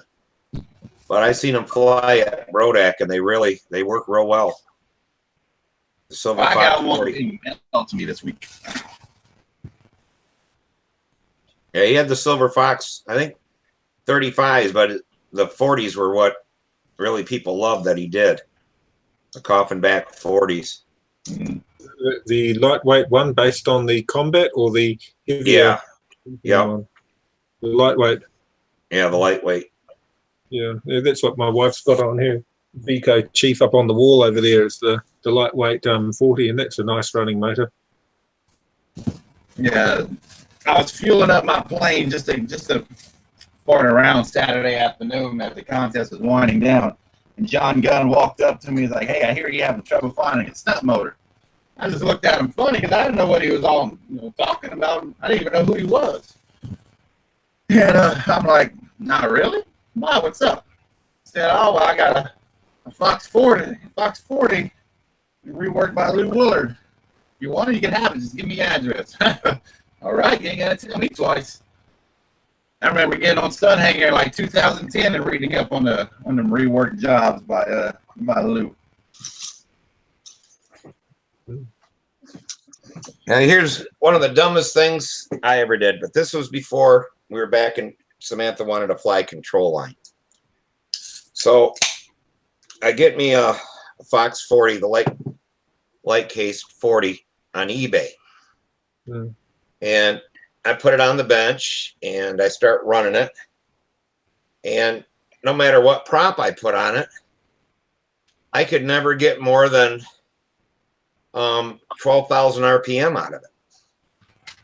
And I'm like, this really sucks. When I put like a 10.6 on it, unless I really leaned it out to run it right, it was always running 10,000 some RPM. And I'm like, this ain't right. So I start looking at it thinking, well, maybe the cylinder's in wrong or something like that. I've never had one that acted like that before. I look in there and I'm like, well, damn, this thing's missing a boost port or the transfer, well, the one right across from the exhaust. Is that boost? The boost port, yeah. I'm like, well, son of a bitch, they forgot to cut in the boost port in this. So I called Fox. They said, send that back. We'll send you a new motor. I said, all right. So I send it back to them. They send me a new motor. I find out that's that damn control line, Fox 40 control line special motor that people are selling for like $200 and different port timing and shit in it. Everybody wanted it. I had one and I thought they screwed it up. So I sent it back. Oh, no. But it had a carburetor on it. It didn't have the Venturi. That's interesting. Yeah. So I had one of them at one time, but I thought there was something wrong with it because you just could not get no RPM out of it. Yeah, I wasn't aware that they had a special version like that. I had two. I had one with the bull races, and then I think I got three of them with the bushings, and that's what my wife's using is one of the ones with the bushing. But they've all got the built-in Venturi, the cast-in Venturi. But so it was like in LA. It didn't have a boost port at all. Oh, it doesn't. Oh no, I'm just saying that the special tune one doesn't have a boost port like in LA because LA's got no boost port. That's that special control line motor. Yeah, That thing's worth some money. Yeah, you can't. Everybody loved them because they ran so good and stuff, and then you didn't have to send them in to be reworked. That was a special control line 40. Well, my wife's one runs well. It runs. I think I'm just running an 11.6 on it, so it's just running like a sports engine, and for a vintage model, it's plenty adequate. Oh yeah, they'll turn a big prop, and they were known for a lot of power. It's timed and everything for that. Got a YouTube update. Frank Washburn tells us why he's so tired because they spent all afternoon putting an aftermarket exhaust on his Camaro, and he's sore as hell now. He also comments, damn, Jamie, you need to eat more. You look like you're wasting away. Get skinny, Jamie? I'm getting there. I think the fat is turning into muscle because the weight ain't going nowhere, but the body's getting smaller. Oh, well, I asked him what kind of Camaro he had. He's got a 2013 Camaro Super Sport with a 6.2 liter automatic. That's a nice car. What's 6.2 liter? That's 380 something cubic inches. No, yeah, 350. I don't know. is that a 350? Yeah, Or somewhere around 360. there. I don't- Sound like a 5 liters 302. So that's maybe. It'll be something like 370 cubic inch, I think. They put out some. He says it's a 376. Yeah. oh, okay. Okay. Oh, so it's one of the newer Camaros. Yeah, 2013. Oh, I bet that's a badass machine too. Nice. What color is it, Frank? Red. I've seen pictures of it. It's red. Red. Oh man. What kind of horsepower is that? But I was like a 67 Camaros is what I drove, and I also had a 79 Camaro Rally Sport, which was like a cream puff power wise. That was a bad year for horsepower. Well, I guess that new Camaro, they got that one, that 6.2 liter that's putting out like 700 horsepower. Yeah, probably so. Okay, Frank corrects us. It is not red, it is burgundy. We call that garnet here in Columbia. Well, I've got a funny story about a motor. It was a radio reject that I met. I was flying on the weekend. It was a old KMB 45 Sportster. My brother gave it to me. He bought it when he got a. He was after an OS 45 FSR, and in the deal he got this old KMB Sportster, and the KMB Sportster had a really good whack into the ground. It had whacked the Venturi, or the carburetor, the RC carb, had moved back and hit the cylinder so hard that it was pinching the piston at the bottom of the stroke. And it was well and truly massacred. It had torn all the bottom of the case off around the Venturi.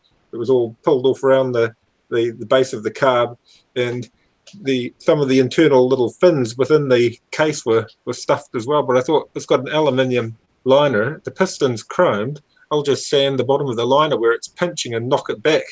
And sure enough, it still had a good seal, and I JB welded in a Venturi, and because there was nothing there to really hold on to. You couldn't put a carb in what was just a stump. There was just a bit of a stump of a Venturi boss left.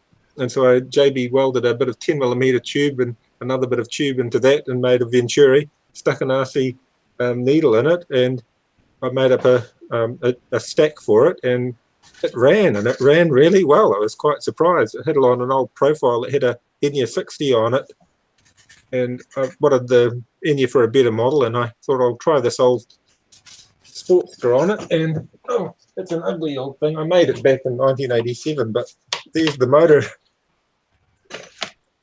with its glued-on carburetor. Yeah. And I was amazed with just how well the little thing ran. Oh yeah, we ran the 25s, or were they the 20s? Yeah, was it a Sportster 20? Is that what it was? Oh, this is the 45. Yeah, well, the 40. What was their smaller one? The 28. 28. Yeah. That thing makes one hell of a good stunt motor. Yeah. Well, I was really impressed with this because I had an Enya 60 on it, and it did pretty good compared to the Enya 60. It swings a nice big prop, and it doesn't get hot. I suppose they're a heavy motor. They've got a lot of thinning, and it's only 2 ounces lighter than the Enya, and the case is just as wide as the Enya 60. But yeah, quite a nice little motor, I have to say. And they're worthless. Nobody wants them. Nobody will look twice at a Sportster on eBay. They're one of the most worthless motors, but being plain bearing, they're very simple. You're not going to worry about wearing out your bushings, and this one's obviously had a very hard life, but what a nice run. very similar to the LA 46.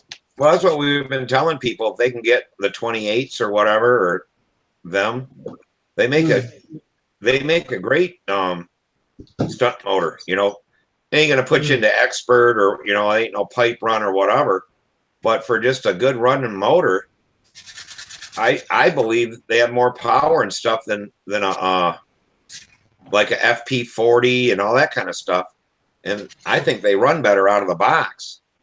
We just made Venturis for them and used them. And like you said, you can get them online for $20, $25. I was selling at 45. What is it? It came to be 45 Sportster, huh? I don't know why I keep thinking 46, but I had one I was trying to sell last week. Finally got rid of it. Got rid of that Magnum Pro, that KMB, and that Fox 45, 50, whatever the hell it was. All gone. All gone, huh? Stay too fini. Gone. Yeah. They won't give you much for them Sportster motors, but I found that they were fine. It really was a decent technology to where they chromed that aluminum instead of putting a cylinder or the sleeve down in there. They chrome the whole casting, which makes them light, and that's how like motocross bikes and all that shit are done now. Yeah. Well, from what I understood, they chrome the piston, not the liner. Normally, on an AAC engine, they chrome the inside of the liner, but on those they chrome the piston, which is normally the reverse, but it works, and they seem to be fairly durable if you don't try to run them like a fancy racing Schnurl engine. You don't expect much of them. Yeah, I always also, does it not also give you the advantage of being able to work on the ports without risking having them start peeling and chipping around where you put a Dremel to it? Yeah, definitely. You're not going to have the liner peeling there. But the thing with this thing, it had hit so hard, the carbon whacked into it so hard, some of the little flukes between the ports were broken, and so they were just sitting on the bottom of the case. But it was really binding up bad. You could barely turn it over, and there was a big ding on the front of the motor where the carb had hit it. And so after taking out the ding mark, the seal at the top of the liner was still good, and quite a nice motor. But I'm just trying to recycle a lot of my old models, like that one I built back in 1987. That model I just pulled out, and my oldest son Otto is getting to the point where his flying's improving, and he needs a more competent model.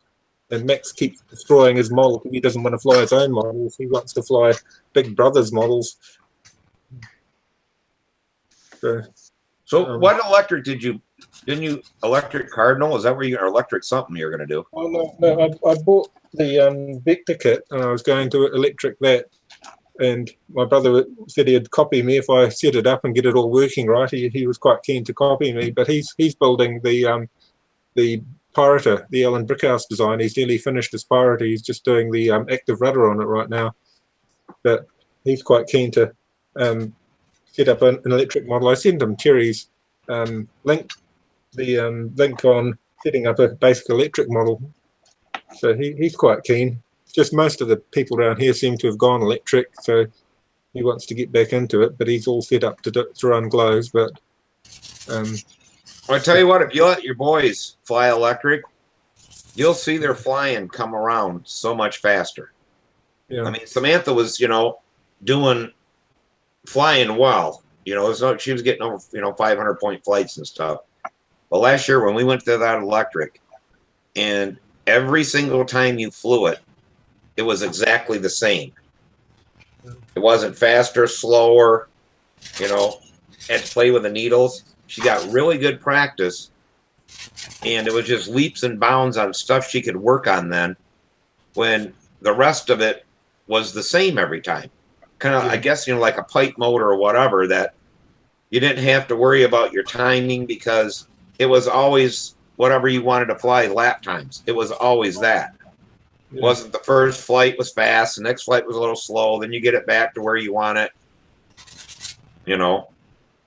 It's a consistency. I know with the little electric flying I've done recently, I like the feel of it. I just like that consistency, that same power, regardless of the maneuver, what time you are in the pattern. It's got the same power. If it's being meted out the same, it always feels the same at the beginning of the flight and the end. It's virtually the same feel.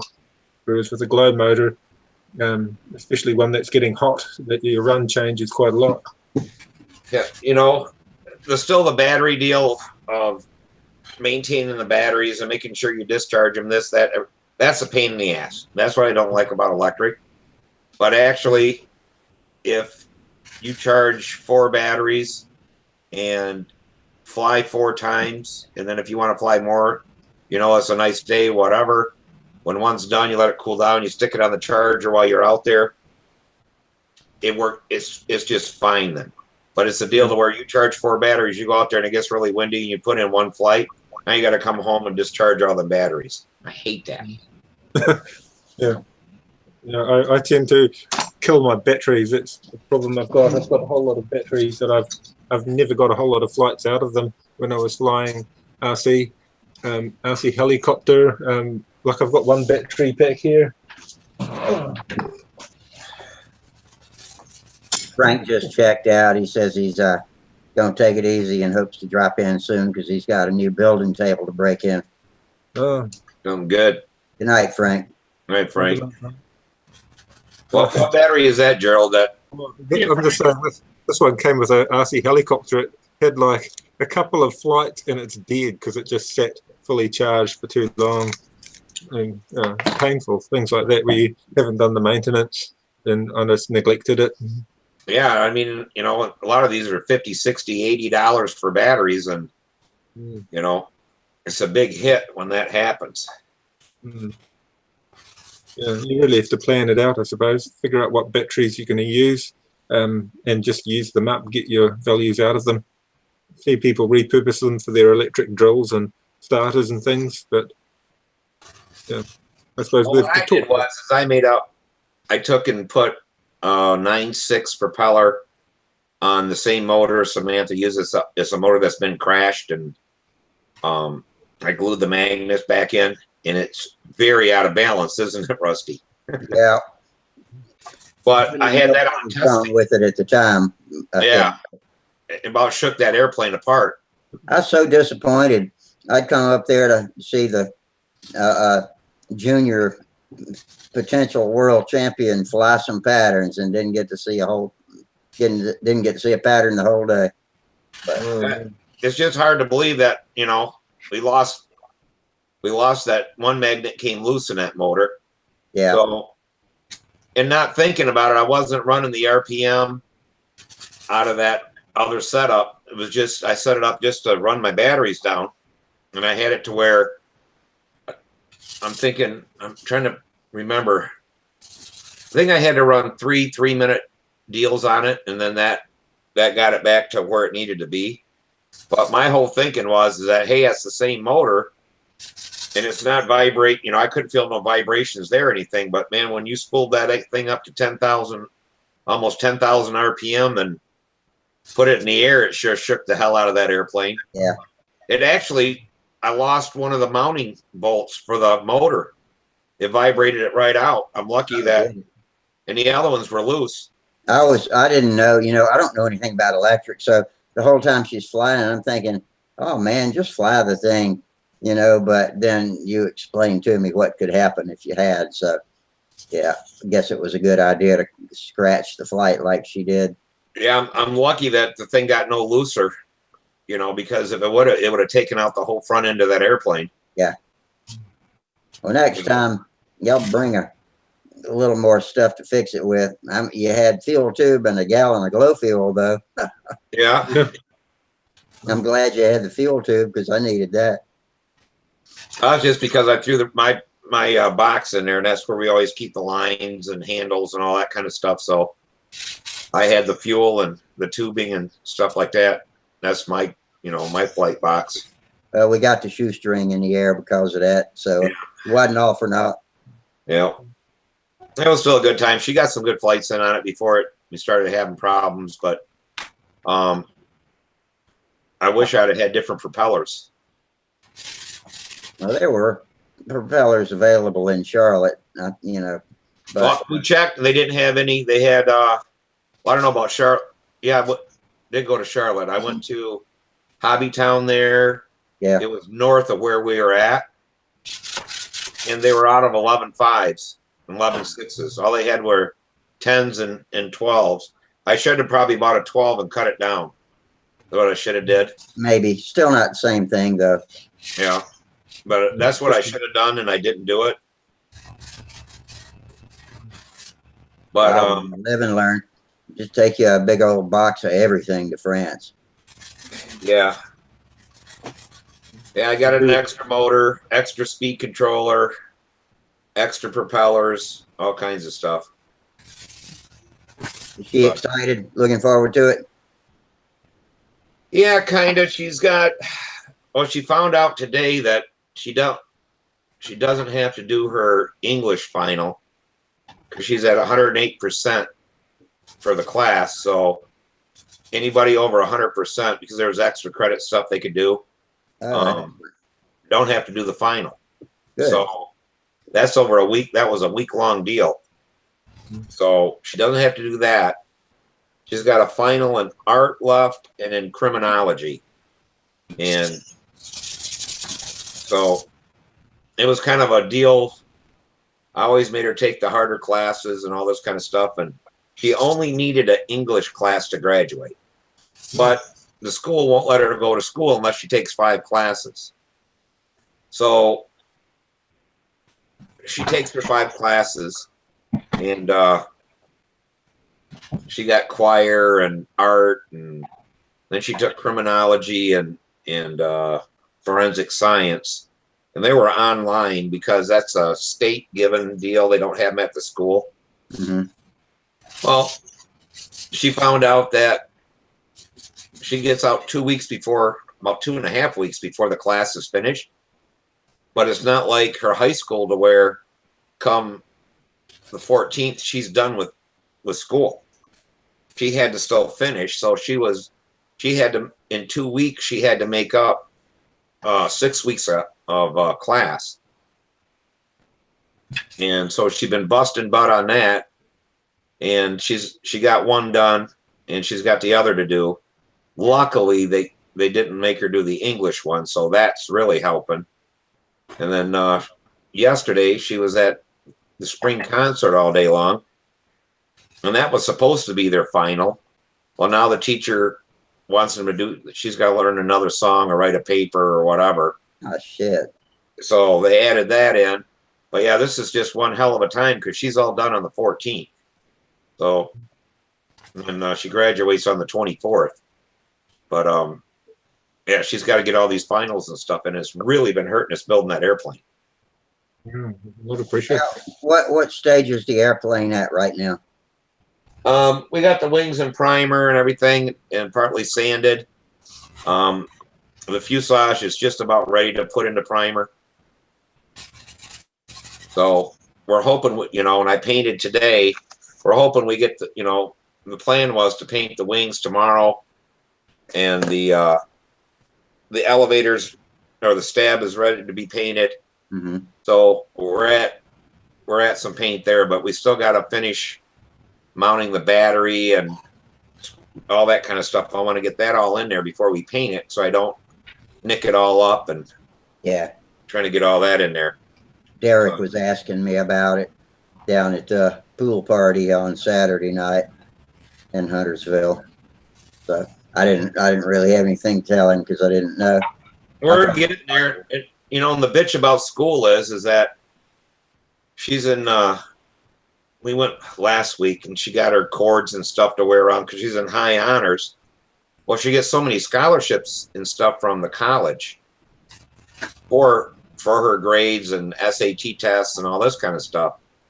So, but she's at the point to where they knock, I forget how many points she's over, and it's like 10 points, that she gets a big deduction in dorm and all this kind of stuff. Well, she has to do good on these finals and everything, because even though she only needed the one class to graduate, they're going to average in the other 4. So if she would lose that 10 points, she loses a bunch of money to college. Okay.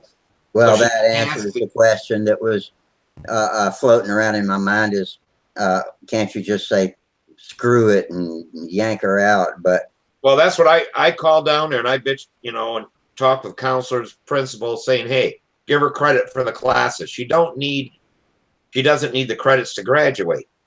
And this is really killing, you know, anything she would do, you know, for scholarships and stuff. But you know, she'll pull it out. She's got A's in all of her classes, so she's just got to finish finals. But it just makes it to where, you know, these things are huge. yeah, She's going to do one final tomorrow at school, and that's this state one for criminology or whatever. But she has to actually go on their computer, and a teacher has to sit there the whole time that she takes the test. Because you can't do it on the like on her computer, like she was doing all the homework. yeah. So, but yeah, so she's finishing up. Looks like she'll be pretty much done all this week, and then we should have a lot more time on the building thing instead of her spending 8-9 hours a day doing homework. I mean, Friday she got home at before 1 o'clock. At 9 o'clock at night, she was just finishing up her homework. Yeah. You know, so it's just crazy the amount of homework they give the kids anymore. It's probably a good thing, but trying to do anything else is just really hard. Well, I'm pulling for both of you. So this is a great experience. The only good thing is that she'll be we get the airplane done, she'll be out of school. And so she should be able to practice every day or every good day we have. Yeah. And really get some practice in and really tune up for the World Championships. Are y'all having some good days now? We've got the temperature, but we also got wind. I mean, it's just blowing every day. And she flew out there the other day, and it was about 10 to 12 and kind of gusty, which is probably good practice for her. But, you know, it's hard trying to trim the airplane. When are y'all going to switch from practicing with the Vector to practicing with the net with the new plane? It should be on the 21st because we'll have to see what she's got going on before graduation, but we'd like both of us to go to Chicago. David Fitzgerald's flying in for 2 days. Yeah. And he's going to trim her World Championship plane. Okay. That sounds good, because that's always a stomach churner. You got a brand new plane that you want to compete with, and you don't want to fly it in bad weather and wreck the damn thing. Yeah. So we'll have 2 days, and I figure if she can, you know, maybe he can teach her something about trimming. Her fly it, he flies it, you know, says, okay, this is what it's doing. Here's what we do to fix that. Yeah, she's at the point now where she needs a super expert. And I mean, you've brought her this far. She probably, needs to go pro. Yeah. Yeah, because I can kind of see what the airplane's doing, but I don't have the feel on the handle to feel it. You know, so I don't know if it's her doing something a little bit different or if it's actually the airplane or whatever, you know. So, but yeah, we're working on how hard she hits corners because that can upset the airplane. But, you know, talking to Chris and stuff that, you know, that's where the trim, really fine trim comes in.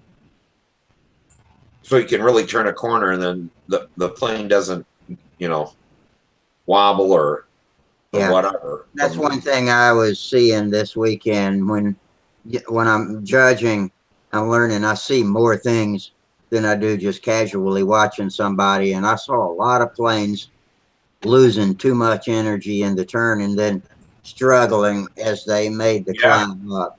I call it a Dutch walk. Yeah. That's And, exactly what it looks like. Yeah, it waggles as it goes up. But I think that has something to do too with the vortex coming off the wing and hitting the tail. That as that does that, it makes big vortexes, and it hits the rudder and stuff. And Could very much be. And it didn't hurt that, it didn't help that Saturday for second round, we had 20-mile-an-hour wind blowing too. yeah, Maybe 15, but coming through the trees right next to the field. And so it was like little tornadoes coming through. And we had on the lower circle where y'all were when I came up there, was behind me while I was up at the top circle judging the experts. I heard a couple of powerful whops, and it was planes hitting the tarmac, and it happened 2 or 3 times down there. Alan Buck crashed his, and somebody else destroyed theirs. But we found the top circle to be more turbulent than the bottom. yeah, it just depends on which way the wind is blowing. But Samantha said that the bottom circle it wasn't as much different turbulence, but sometimes it had worse turbulence. Yeah, Like a gust would get you or whatever. thermals come through, and if the prevailing wind is coming across the flats, it's okay. But when thermals come through and the wind switches 180 for 10 or 15 seconds, then it starts blowing through the treetops and spinning, and that's where the strange things happen when you get up in your overhead 8s and hourglass and stuff like that. That's what Samantha said. The top circle had more turbulence, but it was like the same all the time, where you hit it and stuff. Yeah. But the lower circle would get you just out of nowhere. Unpredictable. Yeah. Well, I witnessed my first 600-point flight this weekend. Who put that in? Matt Olin. Oh, okay. In fact, 602, as a matter of fact, I think it was.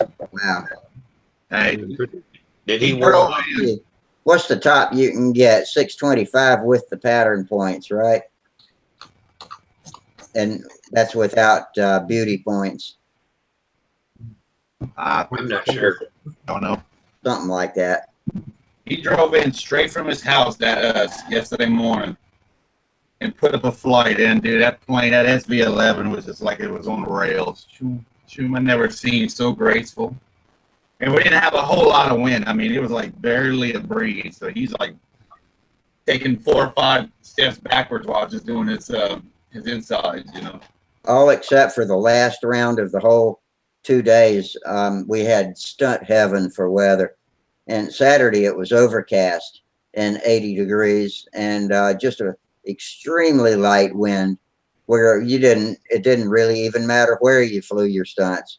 You just, wherever the judges are standing, just use them for your reference. We didn't, as judges, we didn't have to walk back and forth hardly at all. Oh, that's good. Well, guys, I got to get off. It's almost 11:30.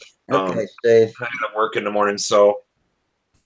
But yeah, thanks again, Terry, for jumping on and letting me know what was going on with that. I forgot after I watched the video. I forgot all about heat and that. Yeah. Well, Yeah. thanks for dropping in. It's always good to have you. So we'll see you Friday, maybe. All right, I'll try to get on. All right, take it easy. Bye, guys. Good Yep, night. see you, Carol. See you later, Jamie. Later, Steve. Bye. Jamie, I wonder what's the matter with your audio tonight. Sounds like it's got your microphone's got a frog in its throat. A croaky throat. Yeah, that does sound a bit broken up, your mic. Not normally I that. understand what you're saying, basically, but it's just gravelly. Oh, I have no idea. I don't know. Oh, let me click on you so I can watch you do that with that airbrush there.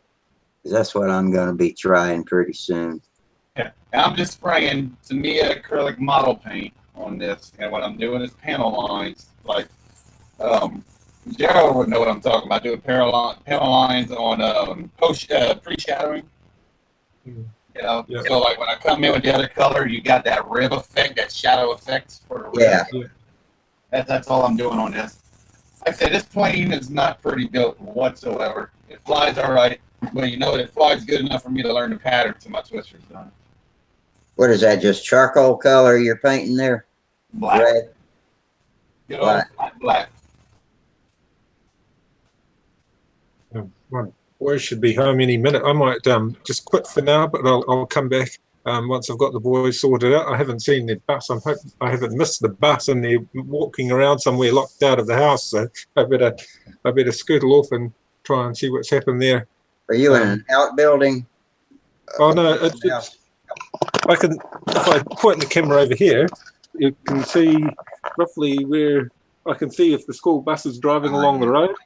So if the bus is coming, I normally spot it, but for some reason I haven't seen the bus today, and normally it's back by this time of day. So I might just call it quits just for a few minutes just to see if I can find them.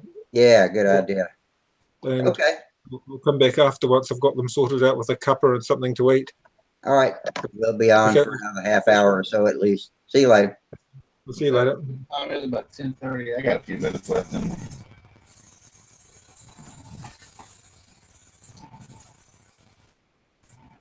I love those primary floors. I should put one of those on my future build list, but I believe it's probably full enough to keep me busy for as long as I'm building right now. You haven't messed with Superfill yet, huh? No, it's been sitting out there. I've been talking about it for about 2 months, but I hadn't done it yet. Because I mean, It's finished other than that. yeah. This plane got some gaps between the rudder and the elevator. I mean, if you can see it in person, you don't understand. But hey, it's a freebie. I'm not complaining. I just want to, like I said, it'd be a good plane to test this some Mia paint on, then with that rattle can 2K clear stuff, and also the Superfill, to try them gaps. And which I got Superfill, it's just I don't have the instructions on it because it got ripped off. Yeah, because it had tape all over it.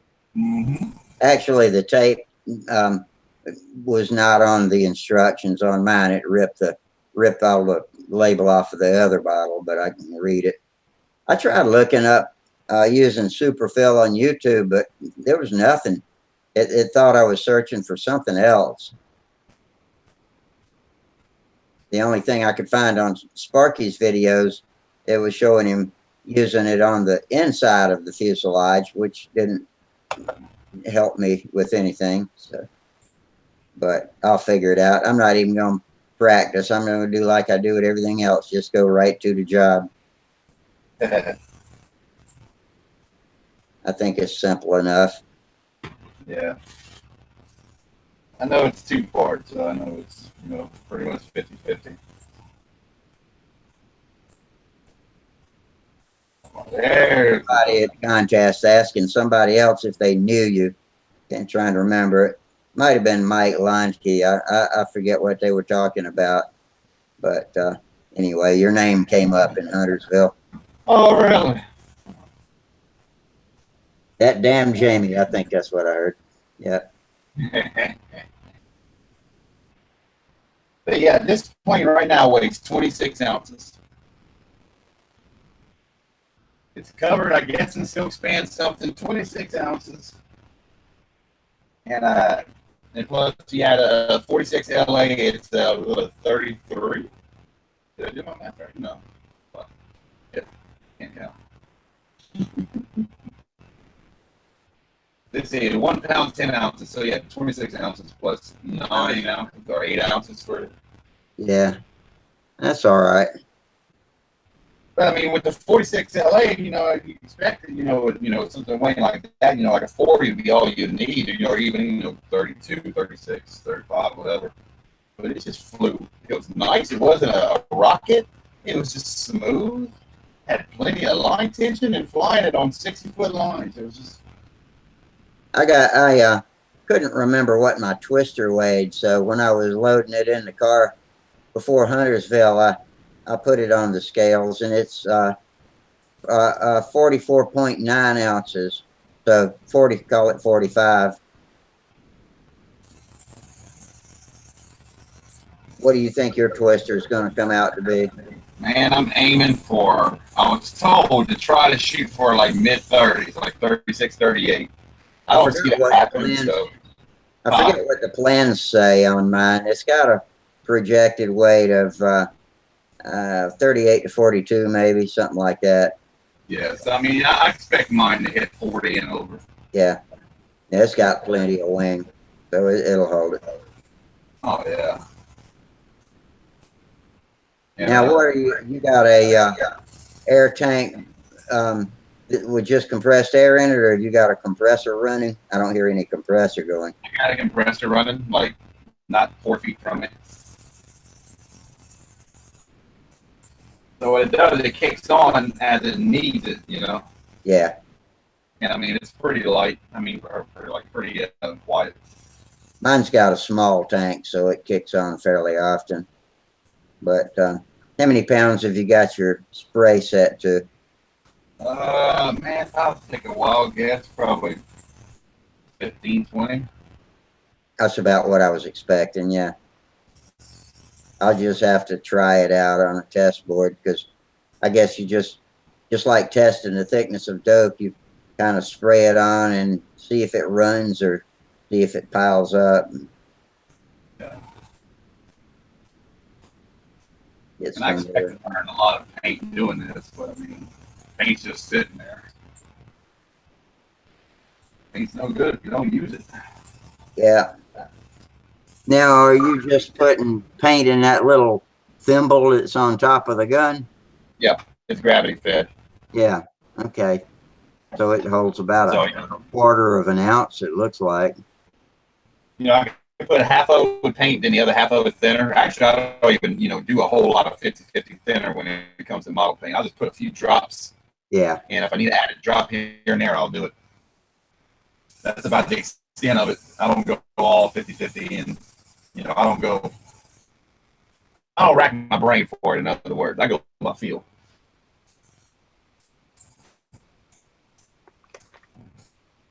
Ain't nothing to it. How's your little baby doing? Oh, she's good. We brought her with us to Arkansas. She had fun. Is she not crawling yet? Oh, yeah. She's crawling. Really? Oh, yeah. How old is she now? 8 months. Oh, I guess she is crawling now. Yeah, okay. Man, time passes fast. Uh-huh. In fact, we had a stand with vintage performance model planes all on Facebook. He was there, and he had all his kids laid out his planes he built the show and whatnot, and she was going for him. Put her down, and she's seen. I think what she's seen was he had a winder and something else next to it. Oh, a Jim Walker Fire Baby, an original Fire Baby. His Fire Baby from when he was 5 years old. She was just trucking through that grass trying to get to it. But, oh, that's what they were talking about you at Huntersville. It was about the Facebook page. Yeah, the raffles, probably. Yeah, that's exactly what they were talking about. You see, in cleaning the airbrush is simple, man. Especially with this one. Just run some acetone or something through it. Windex. Oh, really? No kidding. Windex and Q-tips, especially in the cup where the paint is. I don't let it. Oh, let's see where it is. Okay, I can't find it. I had a whole box of them. There you go. Okay. So yeah, now that I sprayed a Windex in the cup, I'll just move a few Q-tips in there. That way it don't dry inside of it. I mean, there's proper ways to do it, but as long as you don't let it sit, it's all right. And even when you think you got it clean, you don't. And that's generally what it looks like. Okay, yeah. And then it's a little squirt of Windex. I'm looking forward to using mine. Oh, it's real simple, man. It's real simple. I learned how to use it on Facebook. But now you can't paint something. I mean, that thing sprays. It looks like about a ½ inch wide. So that wouldn't be for spraying something like the whole side of a fuselage, would it? You'd have to get. Yeah. I just don't have it open up all the way. Okay. Oh yeah, I mean I can cover a good 4 or 5 inch area with it. Okay. So I got what I need except for the little water trap filter thing and the regulator. And also depends the size needles you got on it too. You got a 0.2, 0.3, 0.5. You know, so I think some other brands, you know, they make other sizes. This one I think is a 0.3, and it's good all around. Yeah. 0.5 you can get really big areas with, which I think I have on my other brush that I got with a compressor that I rarely use anymore. And a 0.2 is for them fine lines, which I don't think they make for the Neo. I'll make sure I either get some more tips for mine or just get a whole new setup. This thing I got was sitting around in my father-in-law's workshop. Looks like it's never been used, but it's really old, I think. So it may or may not work well. You just don't know till you try it. Get some paint spray better than other paint, so I figured that too. Yeah. That's what you got to do your homework on. This is all I ever used was, to me, acrylic and some other Vallejo. Some Vallejo I've used. Some stuff you ain't even got to thin. Some stuff you got to really thin. Yeah. To me, acrylic, you drop the alcohol, rubbing alcohol. You know, instead of buying this big old thing at Hobby Town for like $10, that's basically alcohol. You know, just throw in some 98, 99%. A few drops. Good. You can even use water. You can thin it with water. I mean, it's a water-based paint. Oh, looks The like whole thing is, say like if you would, try the acrylic stuff. Say like a brand new bottle of this XF50 Fill Blue. You know, this is only about it's a third of an ounce, 10 milliliters. You open it up, you fill it up with a thinner, shake it up, the whole bottle's thinned. You just top it off. A brand new bottle, open it up, top it off, close it, shake it, you're good. You never have to put thinner in again unless you really, really want to. Yeah. But everything I learned on airbrushing was on YouTube, just watching them plastic model videos. Yeah, that's what I'll do. And I think a lot on YouTube. I think the page was like Tactical Jackal or something like that. I don't know. He would paint figures and he gave us a whole rundown on really how to do things. And compressor and airbrush, I paid $80 and I got the whole setup. And that compressor is like 4 years old now and still running fine, no problems. And it got it like $80 off of Amazon. The cheap brand. Unlike my $70 scroll saw. Oh, I think I'm just going to buy a new one rather than try to troubleshoot this one. I'm wondering, where is that other brush? Yeah. well, Jamie, do you use the Humbrol paints as well, or just the Tamiya ones? Just the Tamiya ones. They don't sell Humbrol over here. I mean, I could get them, It's just not around here, around me. They don't have it. I have to order it online. But I know a lot, especially like in the UK, Humbrol's like the main thing they use. That's what we traditionally always had here was the Humbrol and Airfix paints. I think I might have a few old Airfix lying around. Sometimes we get the testers as well, testers or Petra, little testers ones. Oh, you get those? I got plenty of those little things. That's what I used to square my ribs. That's what I used to use. Now that I got them Walter Umlin little rib jig things. This is the size of that Masters brand that comes with the compressor. Yeah. And it comes, you can actually get the airbrush by itself for like 20-something bucks on eBay. And you get all the little tools for it. It's in a case, and you get the 0.2, 0.3, 0.5 needles for it. And I mean, it's not high tech, it's dual action. But, as long as you take care of it, clean it after every time you use it, when you're done using it, 4 years old, and it still works fine. And this cup is bigger, so I can put more paint, and I can spray the whole wing down and be done. Which I think I'm going to try like a Warbird kind of scheme on this thing. It'd be a lot of fun. Yeah, it would suit it. Yeah, just a Vietnam scheme. Hey, nice spinach and and sand one or something. But here I've got a little compressor that I use inside with a little tank on it, and then for outdoor for painting the cars, I've got the bigger compressor out in the shed. But if I'm doing a big aircraft, I'll just use the big shock compressor in my touch-up gun for the cars. It's you can put the paint through a lot thicker if you're using an automotive touch-up gun, but for the fine detail work, you need the finer equipment. Yeah, which I got this Harbor Freight thing from our contest last year in the raffle. Oh, yeah, that'd be excellent. 20-ounce thing. Yeah, doing the big areas. Which one day when I learn how to do dopes and all that stuff, I'll use it. I've been using pre-val sprayers to spray dope, but having to buy those canisters of compressed air, they're only $3 or $4, but still, I hate having to use those. And they spray a crappy pattern too. It seems like they would put a nozzle on it like the Duplicolor paints, to where it sprays a triangular knife edge, you know, and you can adjust it vertical or horizontal or anywhere in between. But it just sprays a cheap rattle can style round cone with a hole in the middle. You know.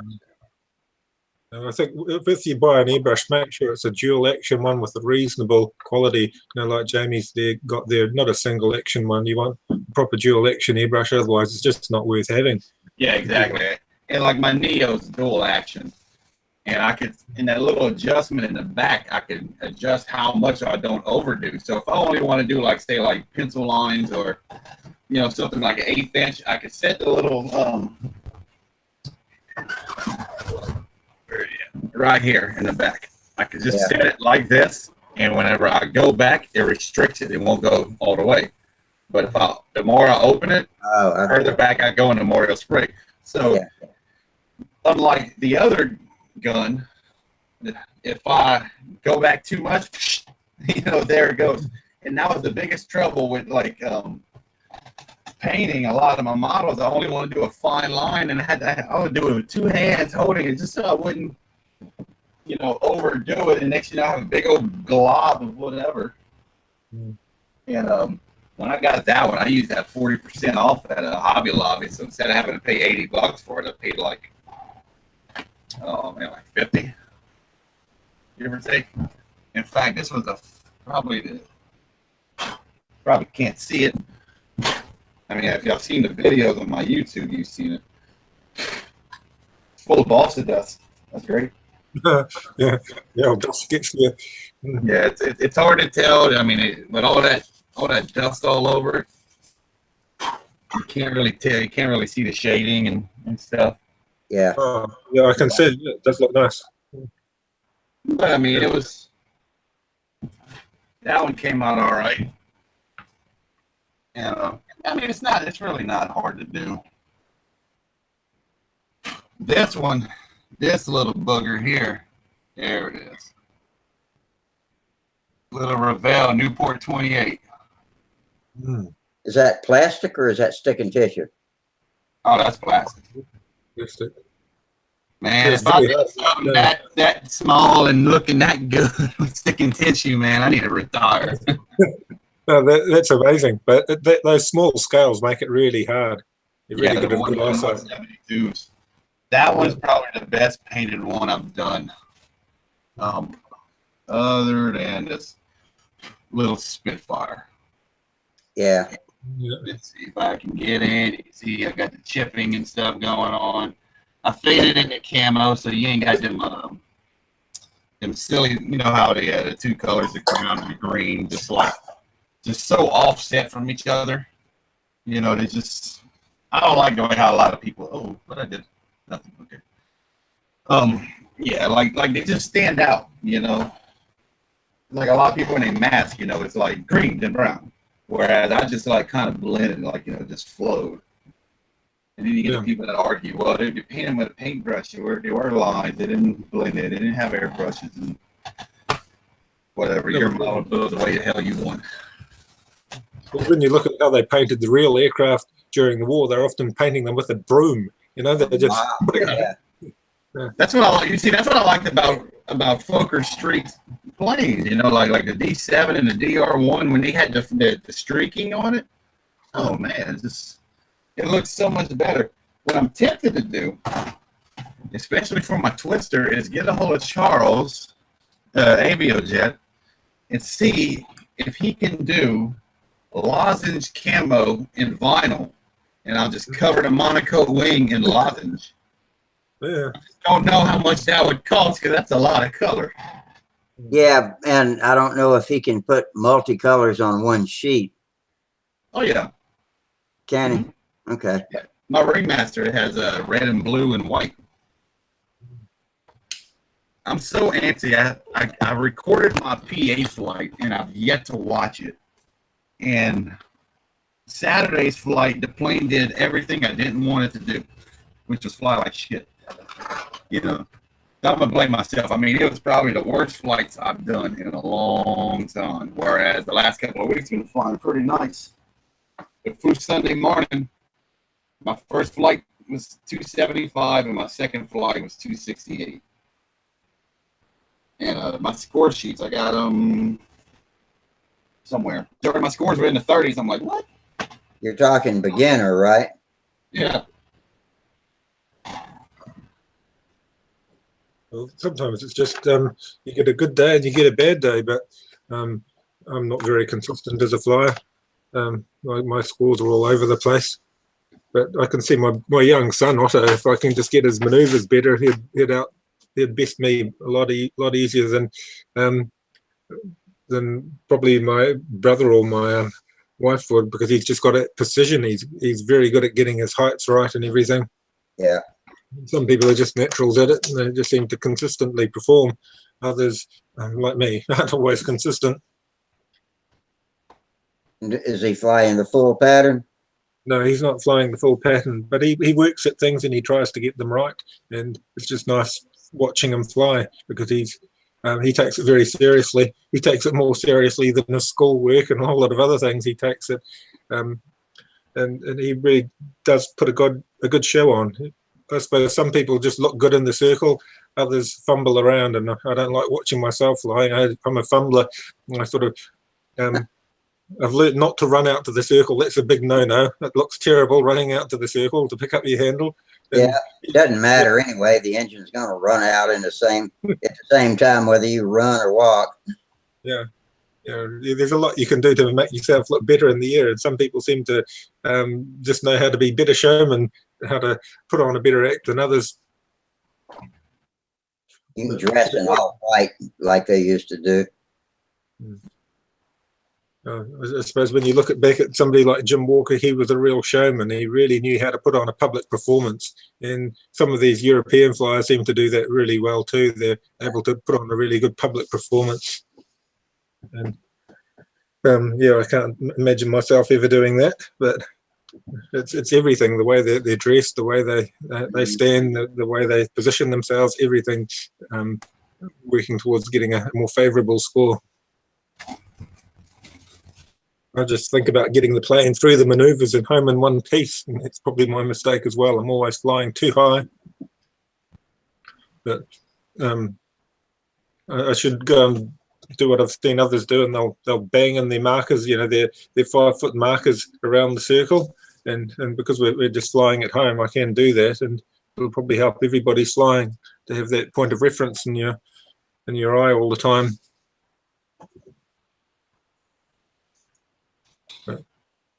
See, I'm importing the video of my flight because it's bugging me to see it. You'll send a link through or something, and I don't think I've got you. Stream it on here.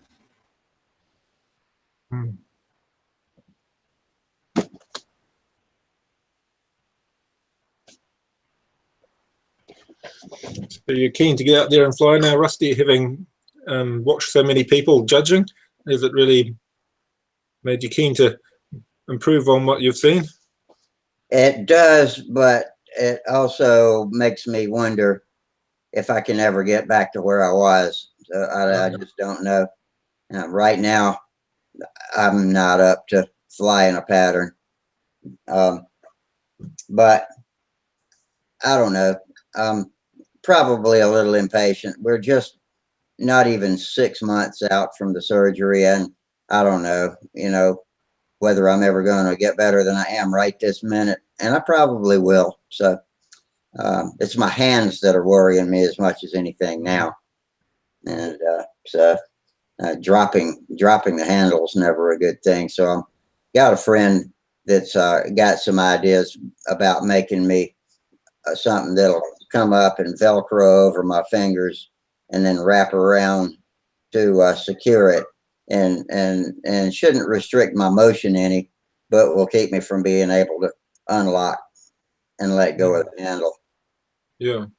I like I like to fly with fingertip control too, and so that'll allow me probably to do that without letting go of it. The muscles aren't there anymore. What you see that might look like muscle is actually just edema. Yeah. Yeah. Well, I suppose you just have to work with what you can. Which the other day when I cut my hand, something out. I'm just a little downtrodden right now. It's been so long, been such a long winter, and it is as nice as it is to get out and be with all my friends, and that does make me feel better. I don't have any confidence right now, so I need to get that back. And it wouldn't take but a couple of good flights to get it back too. If I can just get out there and show myself I can still be solid, stand out there, do the overheads without getting wobbly and losing my balance, and flying on the pavement. Now, if we'd been on grass this weekend, it might have been a little easier or to make a decision to fly. But if I were to lose my balance and fall on my back on the tarmac and crack my head, that's not going to do anybody any good, or re-break the hip. Geez, I can think of I think too much. I think of all the terrible things that could happen, but I don't know. We'll see how it goes as the summer goes along. yeah. Well, another thing to do is just get somebody to go out in the circle with you to take over if That's something right. Yeah. good. Well, the other day when I was flying and I cut my hand, I made that nice gash on my hand. I had all the blood streaming down, and I thought, oh, this hand's getting really sore because the motor was running. I thought, I'm going to fly it regardless. And then I had to swap over to my other left hand, the one that I broke last year. And I was flying left-handed, and then I could feel that broken arm, and that you realise it doesn't go away. It doesn't go away quickly. So in the end, I'm holding the thing like this, both hands, hoping to get through my flight in one piece. But are you pretty well ambidextrous? Yeah, well, often when I'm teaching other people to fly, I'll fly with my left hand. Yeah. And I sort of got used to doing that because I use the mouse was always in my left hand because I got boost when I was in one job with my hands. And so I converted it over using my left hand more for welding and for using the mouse. And so I find I can fly quite well with my left hand now. But sometimes my son, when his model's taking off, he'll hold it with both hands. Yeah. And he'll even fly the loops with both hands. If he's feeling like he's going to lose it, he'll use both hands. It looks awkward, but it still works for him anyway. But yeah, they're so small. When you look at an 8-year-old or 10-year-old's hands, they're not like an adult's hands, and a big model can really have its toll on them. And the younger son Max has often said to me, "Come out with the circle. If it gets too much, you take over." And when you realise it's pulling on their arm, it is something that's concerning them, and you don't want to put them off it by making it too onerous. And that's where if you've got somebody in the circle that can take over, if you're finding you've got trouble with your hip or your hand, it would be good. And rather than thinking about just diving straight back into it, I need to work up to it and just do a little bit at a time, loops and wing overs, and ease back in instead of just jumping in full throttle. Yeah, what was Jamie's got something to say, I think. Oh, he popped out and he's come back. Yeah. Yeah, it is a matter of easing yourself back into it, especially with people that haven't flown a long time. It comes back quick enough, but yeah, don't want to make it too hard. I see some pretty feeble looking old guys that are way older than I am get out there and knock it out and fly great flights. So Yeah, I it's think I excellent. still got a few more flights in me. It's just hard to keep your head in the game. And oh, let's see. Oh, GU Gameplays. What's your name?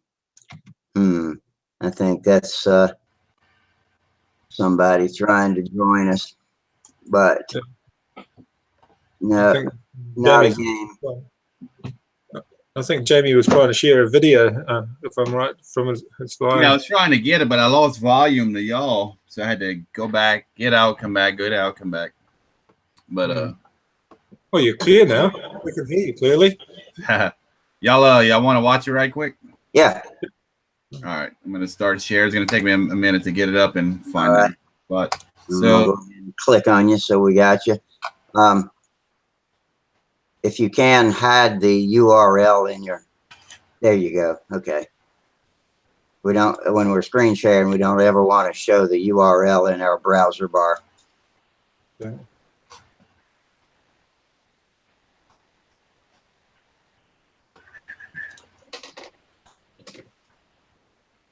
all right, Rusty, wave your hand if you can hear me. All right. See, I can't hear y'all for some odd reason. It muted y'all. Okay. You're good. Okay, but y'all can hear me. All right. Yeah. Good. Shit, now I got to get back, find the damn video.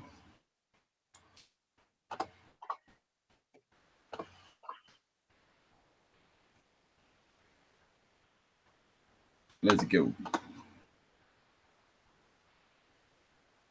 Their results of their LASIK surgery.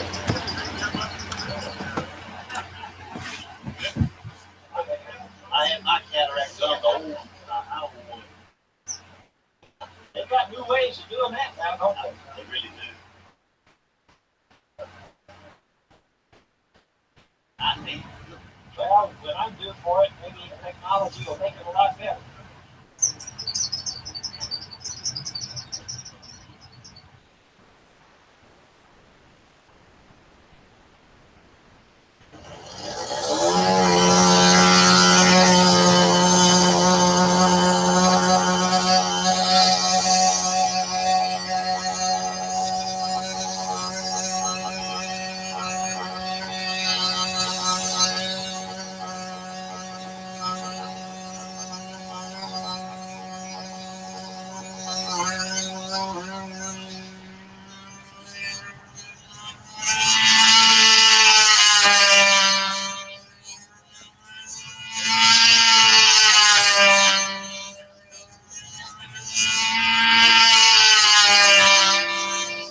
Now you got one. One of the guys standing right in front of you.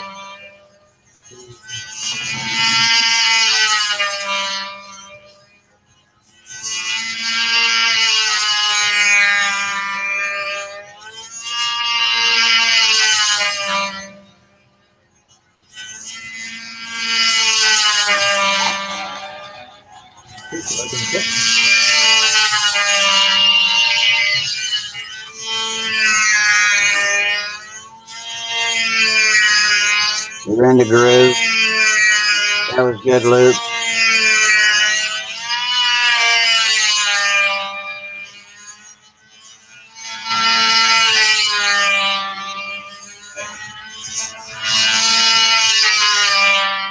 Get a couple of feet lower. He's doing unders.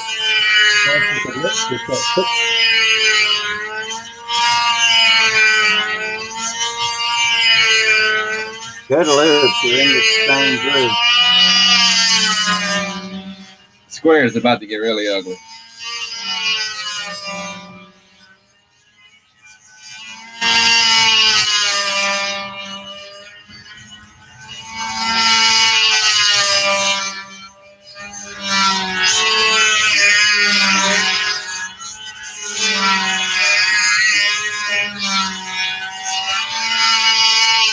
A little round. That's all right.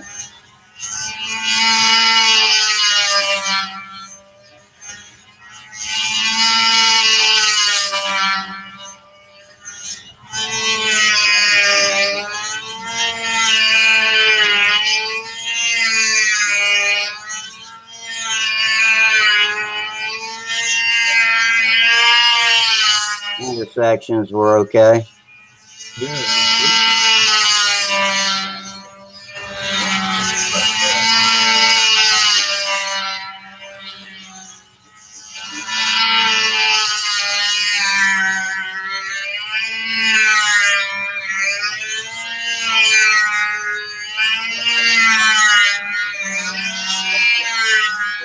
Intersections are good. I don't think it dropped all the way down to 45 degrees, but not bad.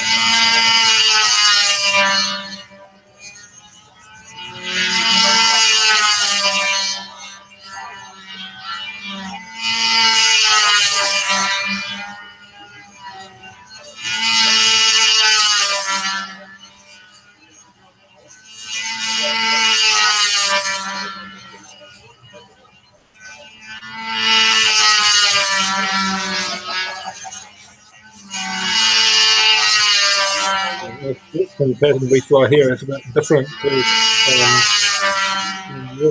in that we don't have the square loops, but we have the time and the drive instead.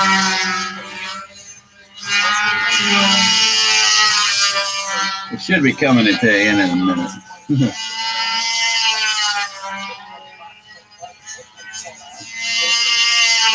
What engine is that?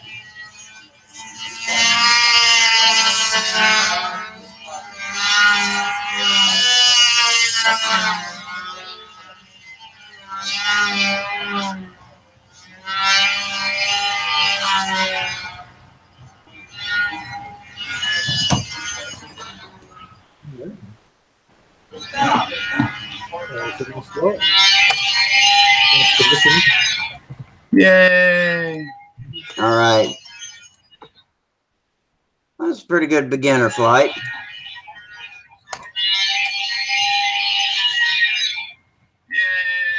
Look good. That's a pretty good beginner flight. Is it still sharing? No, okay. That was running in the background. Yeah, that's the application we hear, I think. Oh, we're back to normal. That was not a terrible flight, Jamie. Your There we go. Silly old loops phone. were in the groove all the way around. Yeah. We always got to work on our heights, get our heights right, and it's something that, Yeah, get that flying height a little bit lower. Hold on, I'm gonna get out. I'm gonna join back in. Okay. Yeah. You look pretty good. yeah, it was quite nice. Like you said, his intersections were very good, and he put his maneuvers in he overlapped his loops and insides and outsides quite well. Yeah. There we go. All right, now I can hear y'all. Go ahead. Now your voice is fixed. All right. Yeah. Hey, Wally just watched it.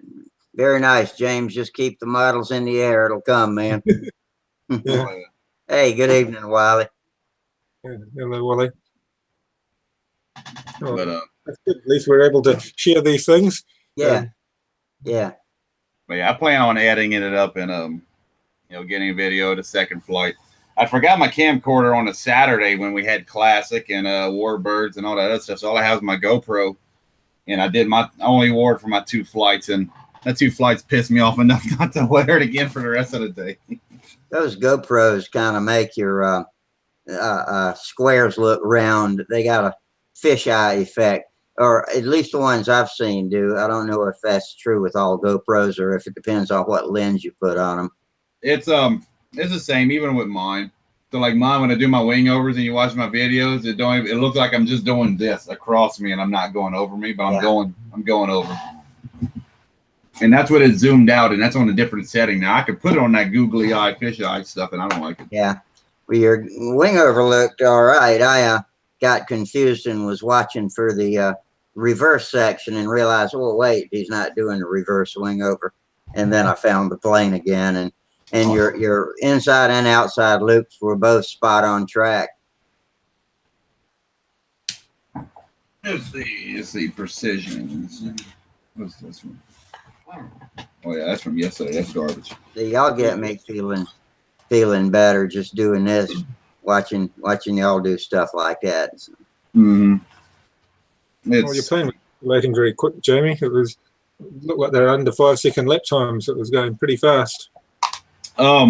Yeah, What engine was that? that's a 25 LA. My Yeah. first flight, which was that one, was 4.5 or 4 minutes and 35 seconds. The second flight, 4 minutes and 40 seconds. So Good, nice on shot of average, Japan. it's usually about 4 minutes. It depends. Normally, I do like a touch over 2 ounces, and I can do my little pattern and still have like 10 laps, give or take. Yeah. So I need to just put it down to 2. I just give me a little more in case I gotta forget to unwrap my lines or if I gotta adjust the needle or With something. beginner, if I'm not mistaken, you still have the full 8 minutes, so you almost have no chance of running overtime. 6. Got 6 Oh, minutes. it's 6 minutes for Mhm. beginner. I couldn't remember. But first flight, here's the scores. Takeoff level flight. I'm just gonna call from each judge. 35-31. Wing over 31-27. Insides 34-26. Now, calling these scores, this is from one of them that judged many events throughout the years and judges at the Nats versus somebody who only judges at their competition. Yeah. Who don't know the pattern, who don't fly the pattern, so to say. So there's a difference in scores. Whereas a Saturday, I had an expert flyer and I had him. But I ain't talking bad about him. I like the guy, love the guy. Well, that's why they average them out, and it shouldn't make any difference anyway. If one judge is 10 points higher than the other one or lower, then they still average out for as long as they don't change how they judge for each pilot, then it all works out the same way. Yeah. So insides 34-26, outsides 29-23, inside squares 27-23. The figure 8 30-22, overhead 29-22, landing 35-29, and then pattern points. Tell me again what the overhead 8 were. 29 and 22. Mm. Now he after that flight, whenever he got up, when I was walking back, he actually called me over and told me where I went wrong with it is that I missed the intersection on my outside. I came out like teardropped it, like egg shaped it. He said if I would have came in and caught it right on, my score he probably would have gave me a 37 for it. That's the hardest maneuver to master. It's also the hardest one to judge. Mm-hmm. And actually be able to watch my flight from like their perspective, because usually I just get my camera wherever and I do my maneuver wherever, but I actually set it to where I could actually see my maneuvers. Yeah. But your loops were impressive. They were concentric and the same height inside and outside too. And they were actually horrible from my point of view. From being in a circle, they look like trash. I'm like, oh man, it's over here now. I'll look at it again. If it was walking left or right, I couldn't tell, but because I was losing the plane in the trees. But I could just see where you came over the tops of the trees, and then it disappeared. But when you get it up on YouTube or something after you get it all edited, I can do it full screen. Because watching through the little window I've got in front of me now, kind of makes it harder to watch too. So yeah. So that flight was one total was 275, the other was 228. I'm sorry. And the second flight, let's see, takeoff 32-35, wing over 33-35, insides 32-33, outsides 28-34, squares 23-27. 8's 25-29, overhead 28-33, landing 27-32, and then the pattern. Okay, your takeoff was probably the highest scoring one, then, wasn't it? Yeah. Takeoff, on the second flight, the takeoff and the wing over. Yeah. And on the first flight, it was takeoff and the landing, which is kind of funny on the landing because actually I was coasting, but that grass circle got a lot of dips. The judges are not supposed to count off for that. And, and it's kind of at an incline. So I think because when I hit it, I greased it, and then when I hit the bump, that's when it popped up. Yeah. We're not supposed to count off for that. Yeah. I mean, that's out of my control. Yeah. Yeah, and then like I said, that circle's kind of at a slight incline. But other than that, I mean, Saturday's flights were really, really bad. But wasn't too bad. I mean, that's my highest score, 275. I think last year it was oh man, I don't even remember what it was last year. I'm not even sure. I got the score sheet somewhere. I just don't know where I got them at. I don't remember what my beginner scores were. Here's an idea of the flights from Saturday from Profile. 253, 220, 193, 236. That's how bad it was. It was awful. My head wasn't in the game that morning. Oh no, I wanted to go do all kind of other things. Those early morning ones are the hardest. Oh, here's my score sheets right here. El Dorado, 2017.